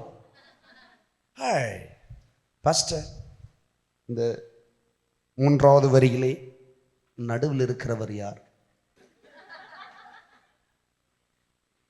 இல்லை பாஸ்டர் கேட்டேன் நான். இல்லையே சும்மா கேட்கலையே. எப்படி சும்மா கேட்கலையே? இல்லை பாஸ்டர், அவங்க அப்பா அம்மா யாருன்னு? அது செத்து போயிட்டாங்க. அப்பா அம்மா கிடையாது. ஏங்க அவங்க சீக்கிரமாக செத்து போயிட்டாங்களா? அவங்க ரொம்ப சீக்கிரமாக போயிட்டாங்க. அவங்க சத்தியம் அறியாமல் செத்து போயிட்டாங்க. இவங்க சத்தியத்தை அறிஞ்சிட்டாங்க. உங்களுக்கு என்ன வேணும்? இல்லை அவங்கள நாங்கள் எங்கள் குடும்பத்தில் பார்க்கலான் இருக்கோம். யாருக்கு? இல்லைங்க, எனக்கு சித்தப்பா பையன் தம்பி ஒருத்தன் இருக்கிறான். அவன் இப்போதான் காலேஜ் படிக்கிறான். ஏங்க சாராள்கிட்ட போய் இப்படிதான் சொன்னார் ஆண்டவர். அவளுக்கு அதுதான் பைத்தியம். ஆண்டவரே பைத்தியம் நினைச்சாவன். ஆண்டவர் இப்படி உள்ள சிரிச்சா. உங்களுக்கு வருது இல்லை இந்த சிரிப்பு? சுகின் போய் எனக்கு சித்தப்பா பையன் பேர ஒருத்தர் இருக்கிறான், காலேஜ் படிச்சுட்டு இருக்கான், அவங்களுக்கு கேட்கலான்னு இருக்கும், கொடுப்போங்களாம் அப்படின்னா எப்படி இருக்கும்? நாகப்பனையாய்க்கு கடுப்பாகுது. மறுபடியும் எங்க அனுப்பி விடுறதுக்கு? நான் தர மாட்டேன். Abraham waiting. ஹல்லேலூயா. இது கேட்கறதுக்கு சுவாரஸ்யமா இருக்கா? சுவாரஸ்யமா தானே இருக்குது. சுனிதா சிஸ்டர் அப்ப நம்ம இன்னும் பிறக்கலையான்ற மாதிரி சுவாரஸ்யமா தானே இருக்குது. ஏங்க உங்க வாழ்க்கையில தேவனை தெரிந்து கொண்டிருப்பீங்க, இன்னைக்கு ரட்சிக்கப்பட்டீங்க. நான் சொல்றேன், கரெக்டான அந்த வசனம் உன்னை என்னைக்கு தொடுதோ அன்னைக்கு நீ 0 வயசுல ஸ்டார்ட் ஆகுது உன் வாழ்க்கை. அன்னைக்கு தான் 1 வயசு உனக்கு. அன்னைக்கு தான் நீ பிறந்திருக்கிற. 1 வயசு கிடையாது, அன்னைக்கு பிறந்திருக்க. இந்த வசனத்தை நீ இன்னைக்கு கேட்கிறேன்னா இந்த வசனத்துக்கு உள்ள இருக்கிற சாரை உனக்கு இன்னைக்கு பிழிஞ்சு உன் ஆத்துமால ஊத்திட்டு இருக்கிறாருனா இன்னைக்கு வயசு இல்ல, இன்னைக்கு நீ 0வா பிறந்திருக்கிற. இந்த வசனம் உன்னை சீர்படுத்தி ஸ்திரப்படுத்தி உன்னை பலப்படுத்தி நிலை நிற்கிற வரைக்கும் நீ பிள்ளைதா. நீ வாலிபன் ஆகும் போது, நீ வாலிபனா மாறும் போது நீ இயேசுவை போல இருப்பாய். ஹல்லேலூயா, ஹல்லேலூயா. வயசாச்சுன்னு கவலைப்படாத, இத்தனை லட்சம் ரூபாய் நஷ்டம் ஆச்சுன்னு கவலைப்படாத. ஐயோ இதெல்லாம் எப்படி திரும்பிடும்? தேவ சித்தம் உன் மேல இருக்கிறது. நீ எதை தெரிஞ்சுக்கணும்? வசனத்தின்படி தேவன் இந்த வசனத்துல, இந்த வசனம் உங்களுக்கு, இந்த வசனம் யாருக்குலாங்க? இந்த வசனம் யாருக்கெல்லாம்? கிறிஸ்துவை போல பூரண புருஷன் ஆகணுன்ற வசனம் எல்லாருக்கும் உண்டா இல்லையா? உண்டு தானே? அப்ப நான் சொல்றேங்க, நீங்க செய்வது எல்லாம் வாய்க்கும். லிப்ரா காப்ராஷா. இப்போ சொல்ற ஒரு வசனம், ஆக்சுவலி இந்த வசனம் ரொம்ப கொஞ்சம் நெகட்டிவான வசனம். நான் இதை தியானிக்கும் போது ஆண்டவர் சொல்றாரு, here it is a positive thing is there. திருப்பி கொள்ளுங்க பிரசங்கி 9:10.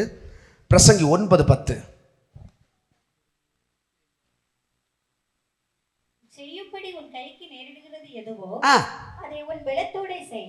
நீ போகிற பாதாளத்திலே செய்கையும் வித்தையும் அறிவும் ஞானமும் இல்லையே.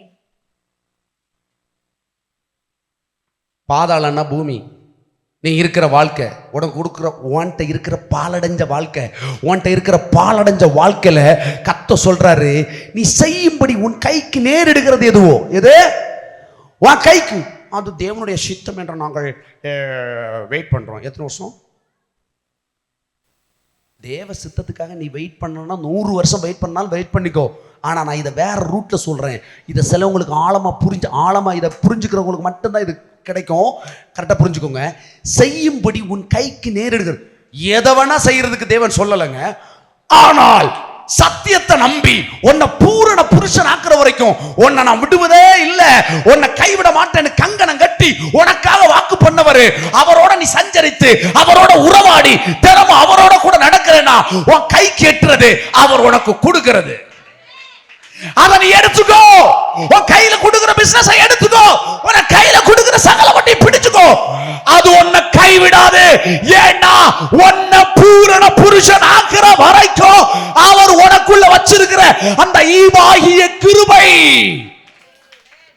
உன்னை தூக்கிறோம். உன்ட பணம் இல்லாம இருக்கலாம், உனக்கு முதலீடு இல்லாம இருக்கலாம், உனக்கு செல்வாக்கு இல்லாம இருக்கலாம், உனக்கு ஆள் பலன் இல்லாம இருக்கலாம், அறிவு பலன் இல்லாம இருக்கலாம். ஆனா கர்த்தருடைய கிருபை வரமோ உன்னை பூரண புருஷனாக்குற வரைக்கும் உன்னை அது விடாதே. ஹalleluya. இப்போ இந்த வசனம் புரியும். But this is negative sense of Bible. காமனா பார்க்கப்பாதான் செய்ய முடியும். கைக்கு நேரிடுகிறது எதுவோ அது செய்ப்பா. அதை உன் பலத்தோட செய். எப்படி பலத்தோட? உன் பலன்னா உன் சுய பலன் இல்லை, உங்களுக்கு இப்ப கொடுத்த பலன் தேவன். உங்கள்ட்ட இப்ப இருக்கிற கொஞ்சம் அறிவு, இப்ப இருக்கிற கொஞ்சம் பலன், அதோட நீ அதை செய். அதோட நீ அதை செய்யப்படி நில்லு.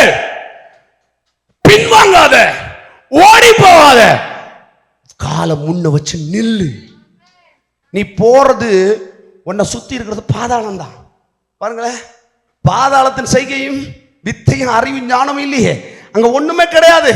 இந்த உலகத்துல ஒரு ஞானமும் இல்ல, இந்த உலகத்துல ஒரு வித்தையும் இல்ல, உலகத்துக்கு ஒண்ணுமே கிடையாது. ஆனா நீ அவரை நம்பி காலை எடுத்து வச்சேன்னு வச்சுக்கோ, நீ செய்வது எதுவோ அது வாய்க்கும். நீ செய்வது எல்லாம் வாய்க்கும். வசனம் என்ன சொல்லுது? நீ செய்வது எல்லாம் வாய்க்கும். உலகத்தில் உள்ள கர்த்தருடைய வார்த்தையை நம்பி அவருக்கு கீழ்ப்படிந்து, அவர் என்னை பொல்லாப்புக்கு ஒப்பு கொடுக்க மாட்டார், நான் செய்வதை எல்லாம் வாய்ப்பா, நான் கையிட்டு செய்கிற எல்லாவற்றையும் அவர் ஆசீர்வதிக்கும்படி அவர் பலத்தை கிருபையாய் நான் பெற்றிருக்கிறேன், நான் செய்வதெல்லாம் வாய்க்கும். அந்த விசுவாசம் உனக்கு இருந்தனா நீ செய்வது எல்லாம் வாய்க்கும். வாய்க்கிறதா உன் கைக்கு எட்ட வைப்பாரு. எத்தனை பேர் புரியுது? எத்தனை பேர் புரியுது? ஹல்லேலூயா. அது உனக்கு கரெக்டா தெரியுங்க. நீ ஆண்டவரோட நடந்து பாரு, தேவ சித்தம் தெளிவா தெரியும். ஒண்ணுமே வரலன்னு இருப்பாங்க சொல்லுவாங்க. அப்படின்னா நீ ஆண்டவர்கிட்ட இன்னும் வரலன்னு அர்த்தம். நீ ஆண்டவர்கிட்ட வந்திருக்கிறேனா உனக்கு சகலமும் வரும், எல்லாம் வரும். ஹல்லேலூயா. நன்மையும் கிருபையும் ஜீவனோட நாளெல்லாம். நீ ஆண்டவர்கிட்ட வராம அவர்கிட்ட வந்து அவருடைய வாக்கு தத்தத்தை இருதயத்துல சொருகி வைக்காம நடக்காது. அதுக்கு நான் கேரண்டி கிடையாது. பட் வசனம் சொல்லுது, உன்னை அழைத்த அழைப்புல நீ நில்லு. உன்னை பூரண புருஷன் ஆக்கிற வரைக்கும் ஆக்குற வரைக்கும் உன்னை விட மாட்டார். ஹல்லேலூயா. நல்ல கரங்களை தட்டி நல்ல உற்சாகமா பொல்லாத ஆவிய வசனத்தை கேட்க விடாம, ஜீவன் அடைய விடாம, முளைக்க விடாம, நல்ல நிலத்துல போடுற விதையை தூக்கி வெளியே போடுற மாதிரி விட்டுறவே கூடாது. திருப்பிக் கொள்ளுங்க. 2 கொரிந்தியர் 12:9. அதற்கு அவர், என் கிருபை உனக்கு போதும், பலவீனத்திலே என் பலம் பூரணமாய் விளங்கும் என்றார். ஆகையால் கிறிஸ்துவின் வல்லமை என்மேல் தங்கும்படி என் பலவீனங்களை குறித்து நான் மிகவும் சந்தோஷமாய் மேன்மை பாராட்டுவேன். ஏன் இத பவுல் சொன்னாரு? இந்த சிச்சுவேஷன் உங்களுக்கு நிறைய பேருக்கு தெரியும். இதை படிச்சீங்கன்னா பவுல் வந்து ஒரு பிரச்சனையினால தொடர்ந்து போராடுறாரு. ஆண்டவர்கிட்ட விண்ணப்பிக்கிறார். ஆண்டவரே எனக்கு இதுக்கு கிருபை தாங்க, என்னை பலப்படுத்துங்கன்னு கேட்குறான். 3 வாட்டி விண்ணப்பிச்சுட்டேன்டான். 3 வாட்டி ஆண்டவர் பதில் சொல்லலை. எப்படி? ஏன் சொல்லணும்? ஏன்? நான் தாண்டா உனக்குள்ள இருக்கிறேன், உனக்குள்ள இருந்து எல்லா காரியத்தையும் நான் தான் செய்கிறேன். வெளியில மாம்சத்தில் வருகிற கொட்டு, மாம்சத்தில் வருகிற நோண்டகம், சத்துரு உனக்கு விரோதமாக எடுக்கிற அந்த கிரியைகளை ஏன் நீ நோக்கி பார்க்கிற? ஏன் நீ அதுக்கு மரியாதையை கொடுக்கிற? ஒரு பலவீனம் வந்துச்சு, ஒரு தப்பு வந்துச்சு, ஏதோ ஒரு பாவம் வந்துச்சுன்னு அங்க நீ ஏன் கான்சென்ட்ரேட் பண்ற? பண்ணாத. உன் பலவீனம் தான் ஏன் ஸ்ட்ரென்த். உன் பலவீனம், உங்க பலவீனம் அவருடைய வாய்ப்பு. புரிஞ்சுக்கோங்க, உங்க பலவீனம் தான் அவர் வாய்ப்பு. நீங்க பலவீனமான ஏரியா, நீங்க காமனா ஒரு மனுஷனை எடுத்து பாருங்க. நீங்க வீக்கான இடத்த டக்குன்னு ஆண்டவர்கிட்ட சொல்லுவீங்க, ஸ்ட்ரென்த்தை சொல்லுவீங்களா? சிலவங்க என்கிட்ட சொல்லியே ஜெபிக்க வைப்பாங்க. அது இந்த விஷயத்தில் தான் ரொம்ப பெட்டர். ஆக்சுவலி சயின்ஸ், சோசியல் சயின்ஸ்லாம் ஆக்சுவலி தட்ஸ் எ ப்ராப்ளம். கடைசியில் எதில் கோட்டை விடுவான்? எல்லாத்துலேயும் கோட்டை விட்டுட்டு மேக்ஸில் மட்டும் பாஸ் ஆவான். புரியுதா தம்பி? உனக்கு என்ன ஞானம் இருந்தாலும், இதுக்கு முன்னே நீ எவ்வளோ வெற்றிகளை குவித்திருந்தாலும், அது தேவனே உனக்கு தந்திருந்தாலும், நீ அதை நம்பாத. எதை நம்பணும்? கடைசி வரைக்கும் உன் கூட இருக்கிற அவரை நம்பினேன்னா அவருடைய பலன், உன் பலவீனங்களில் அவருடைய பலன் பூரணமா உன்னை பூரண புருஷன் ஆக்கிற வரைக்கும் அது உன்னை விடாது. வேண்டாம், அப்படிதானே? இனி பழையது மாதிரி லைனில் போய் நிற்கணும், பழையது மாதிரி ஹாஸ்பிட்டலில் டோக்கணும். பிள்ளை நம்பர் எத்தனை பிள்ளை விழிச்சிட்டு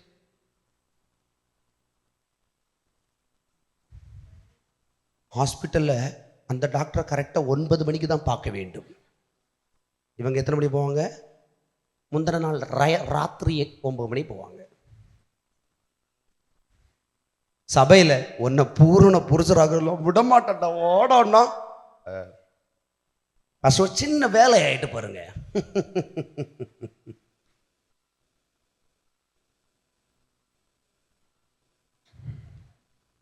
அல்லேலூயா, அல்லேலூயா. நான் சொல்றேன், அதுவே உன் பலவீனமா இருந்தா அதை கர்த்தருக்கு ஒப்பு கொடுத்துறேன். அந்த பலவீனத்தில் அவர் பலன் உன்னை விட மாட்டார. நீ ஆவுன்னா லேட்டாக தான் வருவ. உலகத்துக்கே தெரியும் இவன் என்ன இப்படிதான்டா அப்படின்னு தெரியணும். ஏன்? ஒன்னை தான் பூரண புருஷனாக்குவார். அல்லேலூயா. இன்னும் சபைக்கு நேற்றைக்கு அந்த சுனிதா சிஸ்டர்கிட்ட சொன்னாங்க, பிரதர் இன்னும் வந்து அங்கேயே ரூம் கட்டி, எப்படி ஒரு நாளைக்கு முன்ன நானும் வரணும்னு ஆசைப்படுறேன் பாஸ்டர்னு சொன்னாங்க. இப்போ அவங்க வாயாலே சொல்கிறாங்க, அங்கேயே ரூம் கட்டி அங்கேயே இருந்து அதுக்கு எக்ஸ்ட்ரா சார்ஜஸ். எப்படி? 10,000 ஒரு நாள். நான் கொஞ்சம் கட்டிக்கலான் இருக்கேன். அல்லேலூயா. ஏன்னா 10,000 பெருசுன்னு சொல்லிட்டு நீ வீட்டில் கிடந்தேன்னா 10 பைசா பிரோஜனம் எல்லாம் போயிடுவேன். அல்லேலூயா. அப்படி கட்டலான்னு நினைக்கிறேன் இல்லையா? ஒரு 50 வீடு கட்டலான் இருக்கேன். ஒரு நாள் வாடகை மணிக்கூருக்கு 10,000.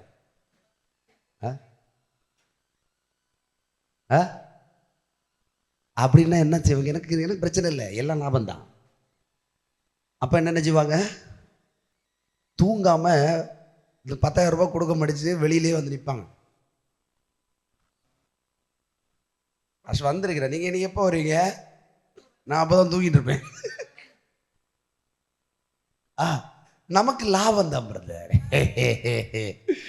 ஜீவனுள்ளோர் தேசத்தில் கர்த்தருடைய நன்மையை காணும்படி அவருடைய தோட்டத்தில் நாட்டப்பட்டிருக்கிறீங்க. நீங்க கனி கொடுக்கும்போது சும்மா கொடுக்க மாட்டீங்க, எனக்கு தெரியும். அவருடைய அளவு, அவருடைய அளவுக்கு தக்கதாய் அந்த பூரண புருஷனாய். ஹல்லேலூயா. அப்படியெல்லாம் தங்கி சபைக்கு போறவங்கள எனக்கு தெரியும். ஃப்ளைட்டை பிடிச்சி சர்ச்சுக்கு போறவங்கள எனக்கு தெரியும். ஃப்ளைட்டை பிடிச்சி போவாங்கங்க. சென்னையில் ஒரு குறிப்பிட்ட ஆலயத்துக்கு வாரம் ஃப்ளைட்டை பிடிச்சி போவாங்க. மதுரையிலேருந்து போகிறது தெரியும், திருநெல்வேலியிலேருந்து போகிறது தெரியும், திருச்சியிலேருந்து போகிறது தெரியும். என்ன தெரிஞ்சு ஏன் ஃப்ளைட்டை பிடிச்சி திரும்புறான்னா அவனை கர்த்தர் எப்படி வச்சிருக்கிறாருன்னு நீ புரிஞ்சுக்கோ. எப்படி இருக்கணும் அவன். ஹல்லேலூயா, ஹல்லேலூயா. ஆளுக்கு அட்லீஸ்ட் இந்த நேற்றைக்கு பார்த்துட்டு அந்த இனோவேஷன் தனியாக ஒரு குரூப் வச்சுருக்கு. நம்ம பசங்களெல்லாம் தனியாக ஒரு குரூப்பில் வச்சுருக்கேன். அதில் நான் போட்டேன், இந்த ஏர் கார் வருது தெரியுமா உங்களுக்கு? இங்கேருந்து கரெக்டாக ஏர் காரில் நீ இங்கேருந்து போனேன்னா சென்னை டு பெங்களூர் 15 நிமிஷத்தில் போகலாம். எப்படி? நீ ஏர்போர்ட் போனோன்னா எவ்வளோ நேரம்? முன்னாடி அட்லீஸ்ட் 1 ஹவருக்கு முன்னே போகணும் இல்லையா? அடுத்து செக்கிங், அடுத்து திரும்ப வந்து அடுத்து வண்டியை பிடிச்சி நீ பர்டிகுலர் ஸ்பேஸுக்கு போகிறதுக்கு கஷ்டம். குறையாம நீ சென்னை டு பெங்களூர் போகணுன்னா குறையாமல் ஒரு 4 ஹவர்ஸ் நீ என்ன செய்யணும்? 4 மணி நேரம் நீ ஸ்பெண்ட் பண்ணாதான் நீ போகணும். உனக்கு ட்ராவல் டைம் 3/4 மணி நேரம் 1 மணி நேரம் தான் இருக்கும்னு வச்சுக்கோங்க. ஆனால் என்ன ஆகும்? 4 மணி நேரம் வேஸ்ட்டு. அந்த ஏர்கார் என்ன பண்ணுமா? 15 நிமிஷத்தில் உன் மொட்டை மாடியில் வந்து நிற்கும். எப்படி? நீ கூப்பிட்ட அதே செகண்டில் வந்து நிற்கும். இங்கேருந்து உனக்கு பெங்களூர் கொண்டு போகிற அந்த டியூரேஷன். இங்கே ஒரு வீடு, பெங்களூரில் ஒரு வீடு வச்சுக்கோ. நீ எப்படி போகலாம்?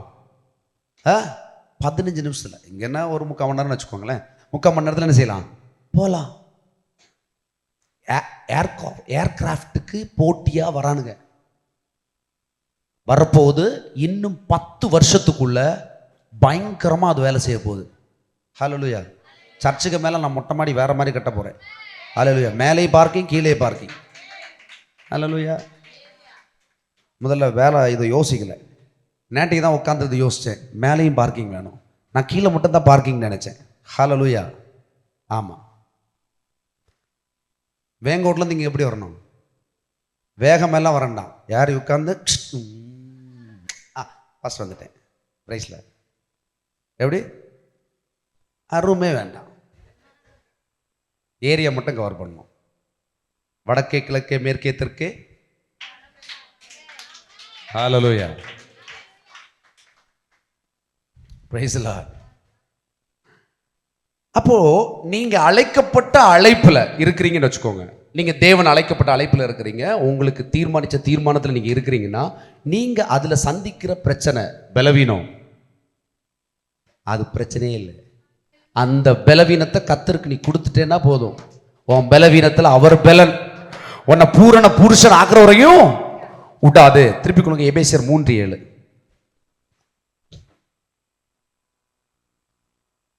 என்னுடைய பலசத்துவத்தால் எனக்கு அளிக்கப்பட்ட வரமாகிய அவருடைய கிருபையினாலே இந்த உத்தேசத்துக்கு ஊழியக்காரனானேன். 2 பேரும் மோதி சம்பவ பாயிண்ட் மிஸ் பண்ணீங்களே. தேவனுடைய பலத்த சத்துவத்தால். கவனிங்க, தேவனுடைய வாழ்த்துக்கள்டா, சூப்பர்ரா. அவங்களுக்கு ஒரு நல்ல கரங்களை தட்டி அப்ரிஷியேட் பண்ண. அப்புறம் போய் என்ன செஞ்சிடணும்? அப்ரிஷியேஷன் கொடுத்துடணும்.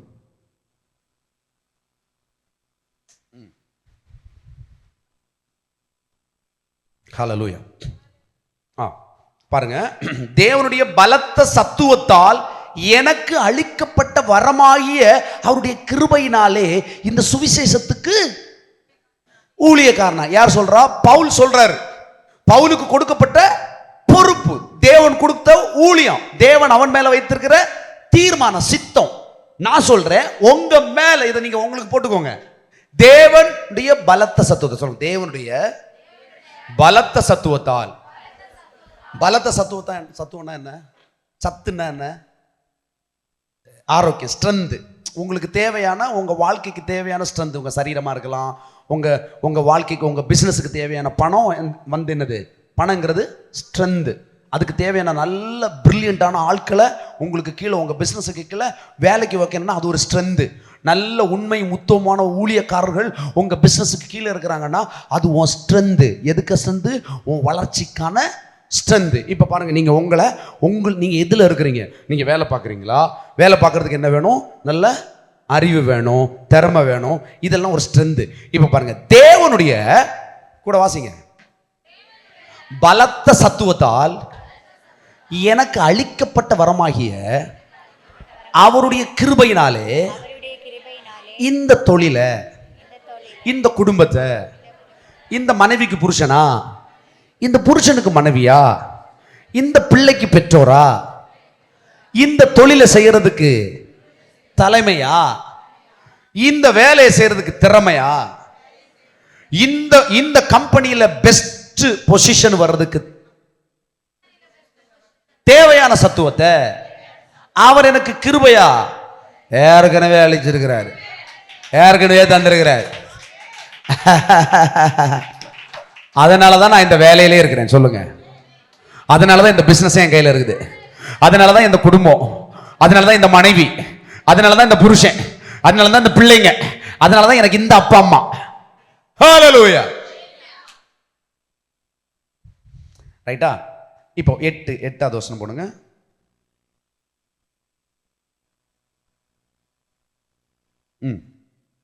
பரிசுத்தவான்கள் எல்லாரும் சிறியவனாகிய நான் கிறிஸ்துவனுடைய அளவற்ற ஐஸ்வர்யத்தை புறஜாதிகளிடத்து சுவிசேஷம் ஆரம்பிக்கிறதுக்கு இந்த கிருபை எனக்கு அளிக்கப்படுது. பாருங்க, என்ன ஐஸ்வர்யத்தை, எப்படிப்பட்ட ஐஸ்வர்யத்தை படிங்களேன். ஐஸ்வர்யத்தை நீங்க பார்த்துருப்பீங்க.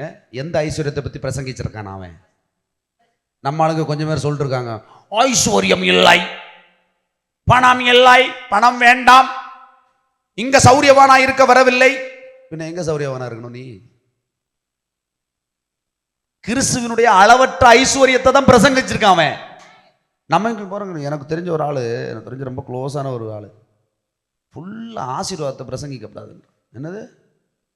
ஒரு பிரசங்கர் என்ற சொல்லுங்க, ஆசீர்வாதத்தை பிரசங்கிச்சா ஆசீர்வாதமா இருப்ப, சாபத்தை பிரசங்கிச்சா தரித்திரத்தை, கொஞ்சம் ஆசீர்வாதத்தை பிரசங்கிச்சா கொஞ்சமா இருப்ப, நீ கொஞ்சமா ஆசீர்வாதமா இருப்ப. இங்க பாருங்களேன், அவனுடைய அழைப்பே அளவற்ற ஐஸ்வர்யத்தை புறஜாதிக்கு சுவிசேஷமாய் அறிவிக்கத்தக்கதாய் இந்த கிருபை. நான் சொல்றேங்க, உனக்கு இந்த வேலை எதுக்கு கொடுத்தாரு தெரியுமா? அளவற்ற ஐஸ்வர்யம் உன் வாழ்க்கையில தங்கி இருக்கிறது, தேவன் அதுல தெரிகிறதுக்கு. நீ 10ல் 1 11 ஒரு வேலைக்காரனா இருக்க கூடாது, நீ 10ல் 1 11 ஒரு பிசினஸ் மேனா இருக்க கூடாது, நீ 10ல் 1 11 ஒரு புருஷனா, 10ல் 1 11 ஒரு பெற்றோரா, 10ல் 1 11 நாலு சொத்தை சம்பாதி இல்லப்பா. உன் சொத்தை தெரியணும். மலையின் மேல் இருக்கிற பட்டணம் மறைந்திருக்க மாட்டாது. ஹல்லேலூயா. தம்பி, நீ இருக்கிற இடம் பட்டணம், நீ பட்டணம் என்று அழைக்கப்படுவாய். வாக்குத்தத்தம் இருக்கா இல்லையா? நீ எங்க இருக்கிறியோ, எந்த படுகுழியில இருக்கிறியோ, எந்த பள்ளத்தாக்குல இருக்கிறியோ, யாரும் மதிக்கப்படாத ஒரு இடத்துல இருக்கலாம், யாரும் மதிக்காத ஒரு வேலை உனக்கு இருக்கலாம், யாரும் மதிக்காத பிசினஸா இருக்கலாம், யாரும் மதிக்காத ஜாதியா இருக்கலாம், யாரும் மதிக்காத குலமா கோச்சரமா நீ இருக்கலாம். கர்த்தர் சொல்றாரு, நீ மலையின் மேல் இருக்கிற பட்டணம், நீ மறைந்திருக்க மாட்டாய். ஹல்லேலூயா. பிராமோ ஷாக்கலா. அப்புறமாவது உன்னை நெருக்கிறதாவது, உன்னை நோண்டுறதாவது, பொறாம கண்ணு வச்சாங்க, அவனுக்கு கண்ணு ஒரு சைஸாக இருந்தது, அவனுக்கு அப்படி தான் இருக்குது. உனக்கு ஏன் கண்ணு வரணும்? அவனுக்கு அவன் இப்படி ஒன்று, உனக்கு ஏன்னு போச்சுது பிரதர். அவனுக்கு கண்ணு போன முன்னே நீ என்ன சொல்லணும்? பிரதர், பென்ஸ் கார் வாங்கியிருக்கிறேன், நீ அடுத்து ரால்ஸ் ராய்ஸ் வாங்க வேண்டும், கர்த்தர் உன்னை ஆசீர்வதிப்பார் அப்படி நீ சொல்லணும். அப்படியே வார பொறாம இப்படி வரும்.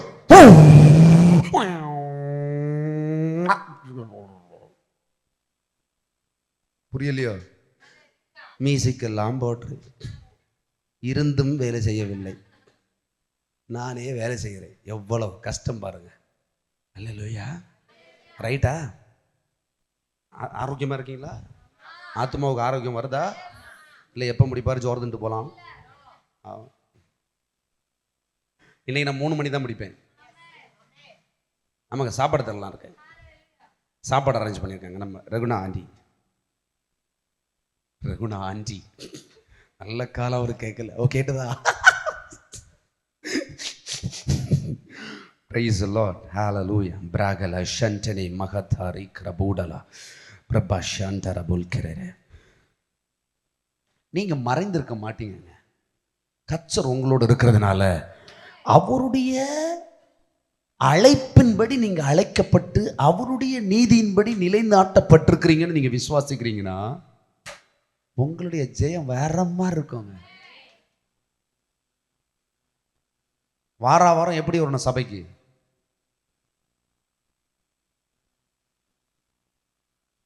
நீ பென்சிலையோ ரால்ஸ் ரைஸ்ல வா, பின்னாடி ஒரு லாரி வரணும். எப்படி?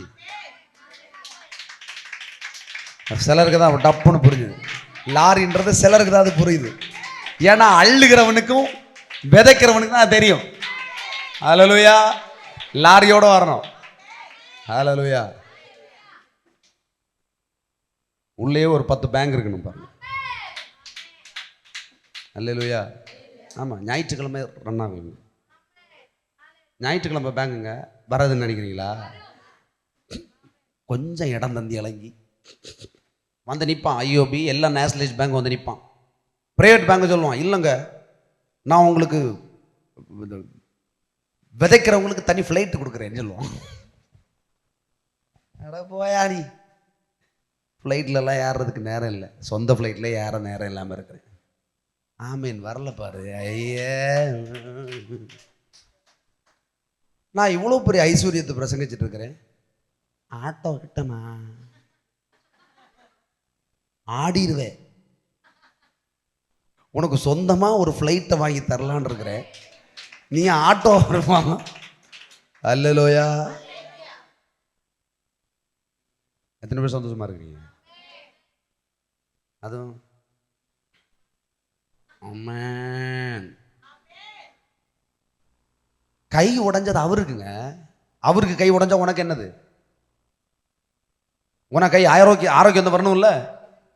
அவருக்கு உடம்பெல்லாம் தழும்பாச்சுதான், உனக்கு என்ன வரணும்? அப்ப பின்னஞ்ச காந்தி சொறி. அல்லேலூயா. இந்த கான்சியஸ் எப்பவுமே இருக்கணும். இந்த சிந்தனை எப்ப அவருக்கு இல்லை, எனக்கு எப்படி வரும்? நல்லா தானே, நான் சாப்பிட்டு தானே டிஃபன் பாக்ஸில் அடைச்சு விட்டேன், அது எப்படி உப்பா மாறும்? சொல்ற இல்லை நீ உன் பிள்ளைகிட்ட. பிள்ளை சாப்பாடை திரும்ப கொண்டு வந்தா என்ன சொல்றீங்க நீங்க? பிள்ளை வந்து சொல்றோம், உப்பு எனக்கு பிடிக்கல. டேய், உனக்கு பிடிக்கிற மாதிரி தான் நான் ஸ்பெஷலா செஞ்சேன், உனக்கு பிடிக்கிறதானே செஞ்சேன், உப்புன்ற இப்ப சாப்பிட்டு பாரு. நான் சாப்பிட்டு பாருங்க, இப்ப உப்பு இல்லை அப்படி நீங்க சொல்லுவீங்களா இல்லையா? ஆண்டவராக தான் சொல்லுவார். வியாதி இல்லை, உன் வியாதியை நான் சுமந்துருக்கிறேன். நல்லா தானே செக் பண்ணி தானே. டேய், தோமாவுக்கு கூட காட்டி தானே கொடுத்தேன் நானு. கொடுத்தாரா தோமாவுக்கு? அதில் கையிட்டு பாச்சால் ஒளிய நான் சொன்னானா இல்லையா? தோமா அவனுக்கு என்ன செஞ்சாரு? காமிச்சு கொடுத்தாரா இல்லையா? அவ்வளவு செக்கிங் எல்லாம் நடந்திருக்கு. அதை தாண்டி உனக்கு இவ்வளவு சுகத்தை கொடுத்துருக்க, நீ இன்னும் நம்பல? அது வரலையே பாத்தீங்களா? அந்த ஆமா இல்ல, நாங்கள் போகிற போக்கில் எனக்கு இந்த தலைவலி, தீராத தலைவலியாக இருக்கு, டாக்டர் அப்பாயின்மெண்ட் கேட்டிருக்கு.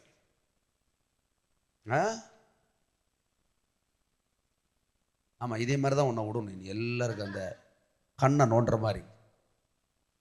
அல்லேலூயா. உங்களுக்கெல்லாம் எப்படி பிரசங்கனிக்கணும்னா, நான் இதை பார்த்தோன்னே தான் எனக்கு ஞாபகம் வருது. இந்த நட்டுவக்காளி இருக்குல்ல, அது என்ன சொல்லுவோம்? நட்டுவக்காளின்னு என்னது? அது ஸ்கார்பியன். தமிழில் என்னது?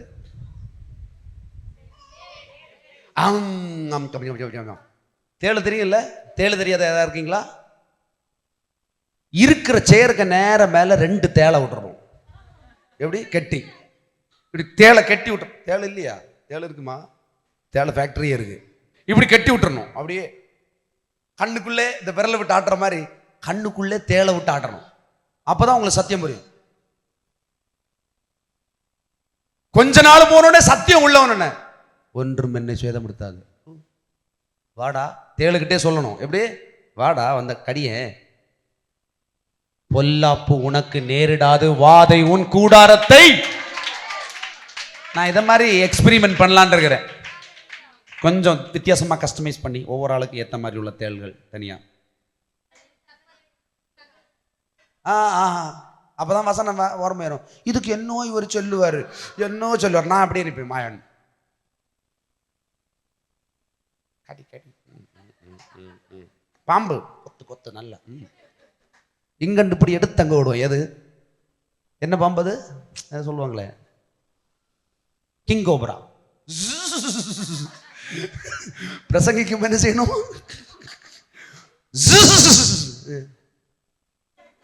நாங்களே ஒரு பாம்பு தாண்டா, நீ என்னடா பாம்பை விட்டு. அல்லேலூயா. தொலைச்சு போடுவேன். எவ்வளவு கஷ்டம் தெரியுமா? அல்லேலூயா. நீங்க என்ன பண்றீங்கன்னா,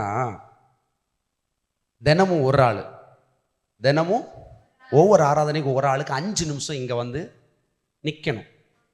ஒண்ணுமே பேசக்கூடாது, அப்படியே நிக்கணும். அப்படி எல்லார முகத்தையும் பார்த்து பார்த்து நிக்கணும். என்ன நடக்குதுன்னு பாருங்க. அப்பதான் என் வேதனை அறிவீர்கள். அல்லேலூயா. அவ்வளோ பெரிய ஐஸ்வர்யத்தை சுமந்துட்டு வரேன். ஐயோ சூடு. ஆனா ஏசியை வச்சப்புறம் என்ன செய்வேன் தெரியுமா? அப்பதான் இருக்கு. இப்போ சூடு தானே உனக்கு பிரச்சனை. சூடு பிரச்சனை இல்லை. அல்லேலூயா. AC cancel. அல்லேலூயா. ஹல்லேலூயா. Praise the Lord.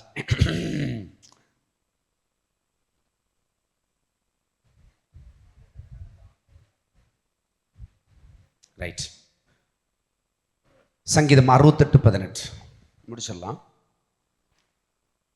ஆண்டவர் வசனம் தந்தார், அதை பிரசித்தப்படுத்துகிறவர்களின் கூட்டம் மிகுதி. சேனைகளின் ராஜாக்கள் தத்தளித்து ஓடினார்கள். வீட்டிலிருந்து ஸ்திரீயானவள் கொள்ளை பொருளை பங்கிட்டாள். 68:18 தேவரீர் உன்னதத்திற்கு ஏறி சிறைப்பட்டவர்களை சிறையாக்கி கொண்டு போனீர்.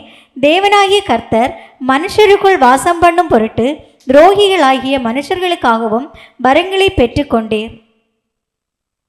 சிஸ்டர் பிரதர் கவனிங்க. This is super and very grace word. இந்த வசனத்தை வாசிங்க என் கூட. தேவரீர் உன்னதத்துக்கு ஏறி சிறைப்பட்டவர்களை சிறையாக்கி கொண்டு போயிட்டீங்க. தேவனாகிய கர்த்தர் மனுஷருக்குள் வாசம் பண்ணும் பொருட்டு துரோகிகளாகிய, நம்மெல்லாம் துரோகிங்க. இந்த துரோகிக்காக தாங்க வரத்தை வாங்கிட்டே வந்தாரு. அப்ப நீ ஒரு துரோகியா இருக்கிற, உனக்கு எதை கொடுக்க மாட்டாரு. நீ துரோகியா இருக்கிறவனே ஒன்று தரமாட்டாரா? அப்ப தேவன் அறியாத எத்தனையோ பேருக்கு என்னென்ன கொடுத்துட்டு இருக்காரு. அப்ப அறிஞ்சிட்டு இருக்கிற உனக்கு எவ்வளவு கொடுப்பார் அவர். அவருடைய ஆசையே உனக்கு கொடுக்கறது தான்டா. உனக்கு வேண்டிதாண்டா வாங்கிட்டே வந்தாரு. நீ ஆரம்பத்துல கள்ளந்தான், ஏன் இப்பவே நீ கள்ளந்தான், எனக்கு ஏற்றமா நீ செய்யவே இல்லடா. ஆனா உனக்கு நான் கிருபைய எடுத்துட்டு வந்திருக்கிறேன், அத உனக்கு நான் கொடுத்திருக்கிறேன். நீ ஏன் தயங்குற? நீ ஏன் பயப்படுற? உனக்காக நான் எல்லாம் செஞ்சிருவேன்டா. என்ன நம்பு, என்னை ஏற்றுக்கோ. என் ஈவுக்கு சக்கதாய் உன்னை பூரண புருஷனாய் பூரண மனுஷியாய் உன்னை நான் மாற்ற வரைக்கும் உன்னை நான் விட மாட்டேன். ஏன்னா அதுக்குள்ள எல்லா பொட்டன்ஷியலும் எனக்கு இருக்குது, அதை நான் உனக்கு கொடுத்திருக்கிறேன். ஹல்லேலூயா. நீ பொட்டி கடை நடத்தினாலும் நீ தான் பில்லினியர். அடுத்த பில்லினியர் நீ தான். நீ பொட்டி கடை நடத்துற, சுத்தி பறக்கிற பொட்டி கடையை பார்க்காத, உனக்குள்ள இருக்கிறவரை பாரு. அவர் எப்படின்னா பரம்புவாரு, வடக்கே கிழக்கே மேற்கே தெற்கே உன்னை பரப்பிட்டே இருப்பாரு. ஏன்னா அவரே உலாவிச்சிருக்கிறார், உலகத்தை சுற்றிலும் உலாவிச்சிருக்கிறார். எவனை ஆசீர்வதிக்கணும், யார தூக்கி விடணும்னு காச்சிட்டு கங்கணம் கட்டி அலைஞ்சிட்டே இருக்கிறாரு. இயேசு இந்த பூமியில இருக்கும்போது அவர் நன்மை செய்கிறவராய் சுத்தி திரிந்தாராம். இப்போ உங்களை நன்மையினால நிரப்புனா இப்ப யார் சுத்தி திரியணும்? இங்க உலகத்துல பார்க்கிற பார்வைக்கு நம்ம தாங்க. அப்போ உங்களுக்கு நன்மை செய்யறதுக்கு நன்மை வேணுமா இல்லையா? அப்போ உங்களை அதுக்குள்ள நிரப்பி இருக்கிறார் இல்லையா? அந்த கிருபையினால தாங்க உங்களை நிரப்பி இருக்கிறாரு. நீங்க உங்க பிரச்சனையை நாடிட்டு இருக்கிறீங்க, ஆண்டவர் உங்களை வச்சு பல பிரச்சனையை முடிக்கிறதுக்கு பிளான் போட்டிருக்கிறாரு. அந்த திட்டத்துக்கு வாங்க, அதுக்குள்ள வாங்க. அந்த ஈவு உங்களுக்கு இருக்கிறது, அந்த கிருபை உங்களுக்கு பகிர்ந்து அளித்திருக்கிறார். அதை விதைங்க, அதை கொண்டு போங்க. பூமி அனைத்திற்கும் உன்னை ஆசீர்வாதமாய்ப்பார்.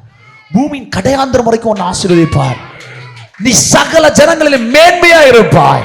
உன்னை கீர்த்தியும் புகழ்ச்சியுமாய் வைப்பார். அவருடைய சௌரியமான நீ இருப்பாய்.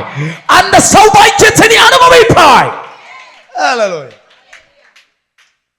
நான் சொல்றேன், நீங்க ஆராதனையில் கூட நீ எந்த காரியத்துல அதிக பலவீனமா இருக்கிறியோ அந்த காரியத்துல தான் அதிக பலனாய் மாறுவாய். உன் பலவீனத்தில் அவர் பலன் பூரணமாக விளங்கும்னு சொல்றாருல, உன்னை ஒண்ணுதான் நீ செய்யணும். உன் பலவீனத்தை அப்பா கையில ஒப்புவிடு. have to totally surrender. அப்ப கேளு, நடக்குதா நடக்கலையான்னு. அவர் காரியத்தை நடத்தி முடித்திருப்பார். பின்னாடி தான் அவர் இருப்பார், முன்னாடி நீ நிப்ப. உன்னை தான் எல்லாரும் வாழ்த்துவாங்க. ஹல்லேலூயா, ஹல்லேலூயா. யோனா 3, இந்த சம்பவத்தை சொல்லி முடிச்சிடுறேன். யோனா 3:1. இரண்டாம் தரம் கர்த்தருடைய வார்த்தை யோனாவுக்கு உண்டாகி, அவர், நீ எழுந்து மகா நகரமாகிய நினிவேக்கு போய் நான் உனக்கு கற்பிக்கும் வார்த்தையை அதற்கு விரோதமாய் பிரசங்கி என்றார். வெயிட் இங்க பாருங்க, இந்த யோனா கதை எல்லாருக்கும் தெரியும். ஆண்டவர் சொல்றார், நீ நினிவேக்கு போ, அந்த ஜனங்களுக்கு சுவிசேஷம். கவனிங்க, இது உங்களுக்கு ரொம்ப யூஸ்ஃபுல்லா இருக்கும்.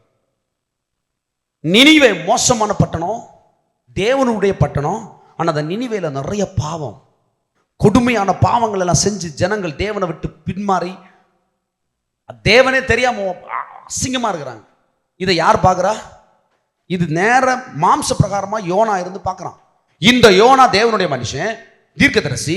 ஆண்டவர் சொல்றாரு, நான் சொல்றேன், நீ நினிவேக்கு போய் இந்த ஜனங்களுக்கு சுவிசேஷத்தை பிரசங்கி.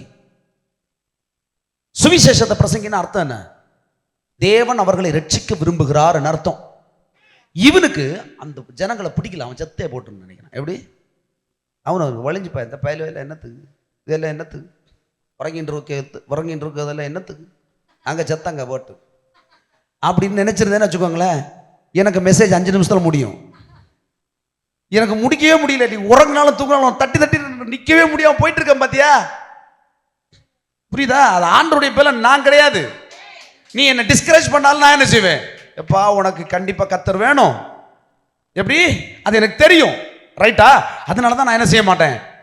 இப்போ இந்த யோனா என்ன பண்றான் அப்படின்னா, நீ நினிவேக்கு போன்னு சொன்னா இவன் தர்ஷிச்சுக்கு போறான் மாறி. இவன் யாரு? அழகா சுருண்டு சர்ச்சுக்கும் போகாத. சர்ச்சுக்கு போகாம நீ என்னத்தை செஞ்சாலும் என்ன இருக்கும்? உனக்கு பிரச்சனை வருதோ இல்லையோ, அவன் கூட இருக்கிறவனுக்கு பிரச்சனை வரும். இப்ப புரிஞ்சா? சபைக்கு வராத தேவனுக்கு கொடுக்க வேண்டியதை கொடுக்காம, அது நேரமா இருக்கலாம், பணமா இருக்கலாம், எதுவா இருக்கலாம், அதனால உன்னை சுத்தி பிரச்சனை வரும். ஹல்லேலூயா. இங்க அப்படிதான் வந்துச்சு.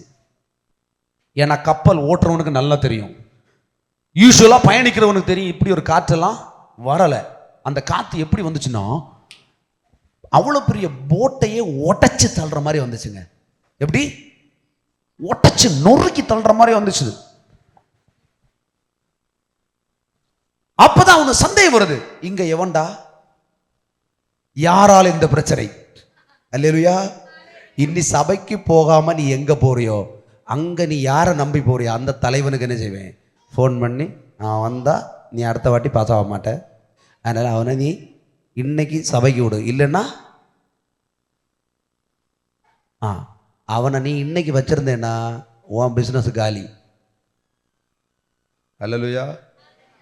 நம்ம சபையில யார் எவ்வளோ பெரிய பிசினஸ் பண்ணாலும் ஆண்டவருடைய நேரத்தை ஹாலிடே ஆக்கிரு. அதே மாதிரி ஆண்டவருக்கு கொடுக்குற ஸ்பெஷல் டேஸ் எல்லாம் அவங்களுக்கு நிறைய கிஃப்ட் கொடுத்துரு. கிறிஸ்மஸா 50,000 சம்பளம் உள்ளவனுக்கு 5 லட்ச ரூபா கொடுத்துரு. அதுல 1 வருஷம் சம்பளம் ஆயிடுச்சே, கொடுறா. அப்பதான் நம்ம தேவன் யாருன்னு அவனுக்கு தெரியும். ஹல்லேலூயா. இப்ப 5 மாசம் வேலை பார்த்தா, 10 மாசம் வேலை பார்த்தா தானே 5 லட்ச ரூபா கிடைக்கும். ஒரே மாசத்துல 5 லட்ச ரூபா கொடுத்துறீங்க. அதான் அவன் ஒரு நாளும் ஒன்றை விட்டு விலக மாட்டான். ஹல்லேலூயா. இங்க இவனே சொல்றான், நான் தான் என்னை தூக்கி வெளியே போட்டுருங்க. அவன் என்ன பண்ணுறான் தெரியுமா? உள்ளே போன பிறகு அவனுக்கு நல்லா தெரியும். தூக்கி போடுங்கன்னு சொன்னான்ல, அப்போவே அவனுக்கு தெரியும் என்னால் தான் பிரச்சனைன்னு தெரியும்ல, அதனால தூக்கி போட சொல்கிறான். உள்ளே போய் ஒரு மீன் விழுங்குது, அவனுக்கு நல்லா தெரியும் தேவன் என்னை குறித்த காரியத்தை செய்து முடிக்கிற வரையும் என்னை ஒன்றுமே செய்ய மாட்டார். ஏன்னா இந்த நினிவேக்கு சுவிசேஷத்தை அறிவிக்க என்ன கொண்டுதான் திட்டமிட்டு இருக்கிறார்.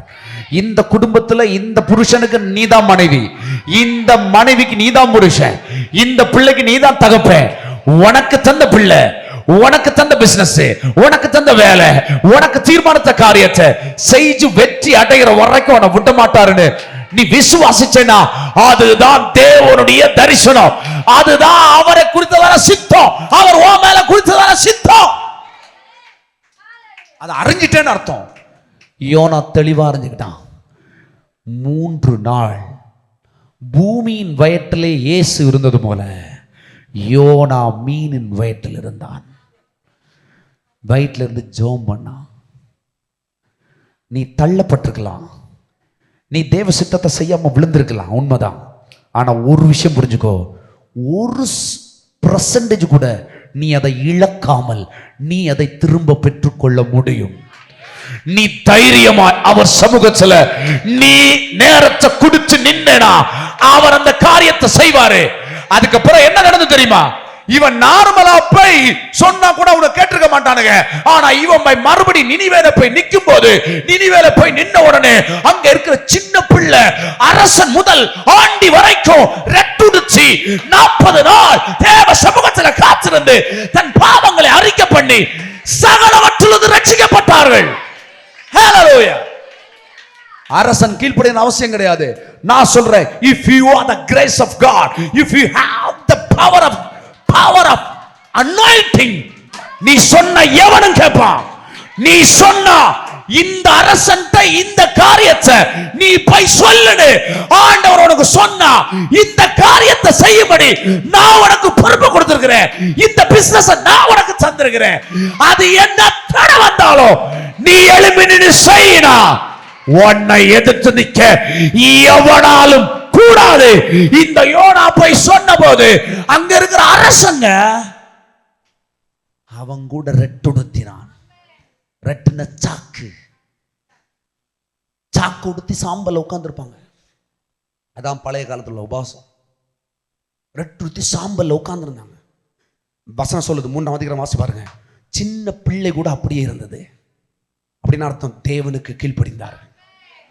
பழையது போல யோனா இழந்ததை மறுபடியும் திருப்பலங்க, இயேசு இழந்ததை மறுபடியும் யாரை கொண்டு தீர்மானிச்சாரோ அவரை கொண்டே திருப்பினார். என் தேவன் சர்வ வல்லவர். உங்களுக்கு கொடுத்த வேலை, கொடுத்த பொறுப்பு, கொடுத்த காரியம், கொடுத்த ஊழியம், இதுல உண்மையும் உத்தமமாயிருங்க.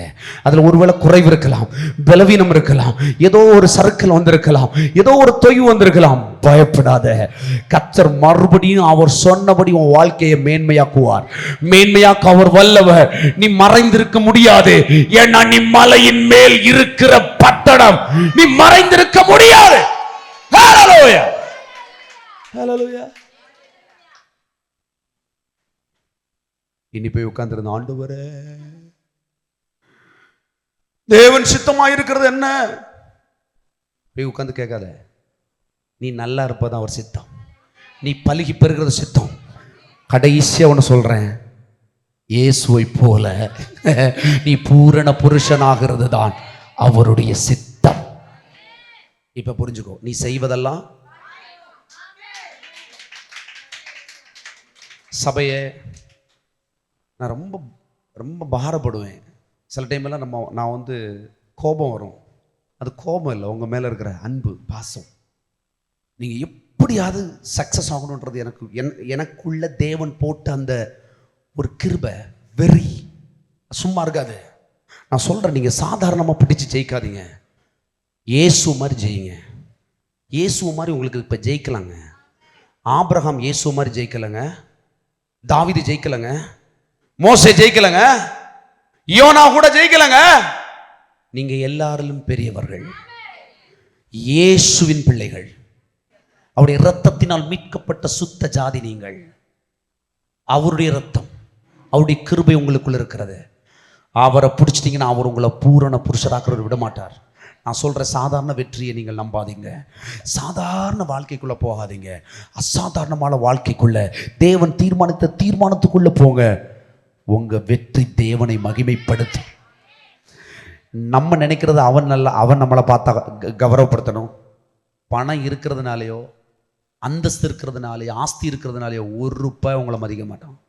நாளுக்கு நாள் பணமும் மதிப்பும் எல்லாம் இந்த பூமியில இழந்து போகும், மருவி போகும்.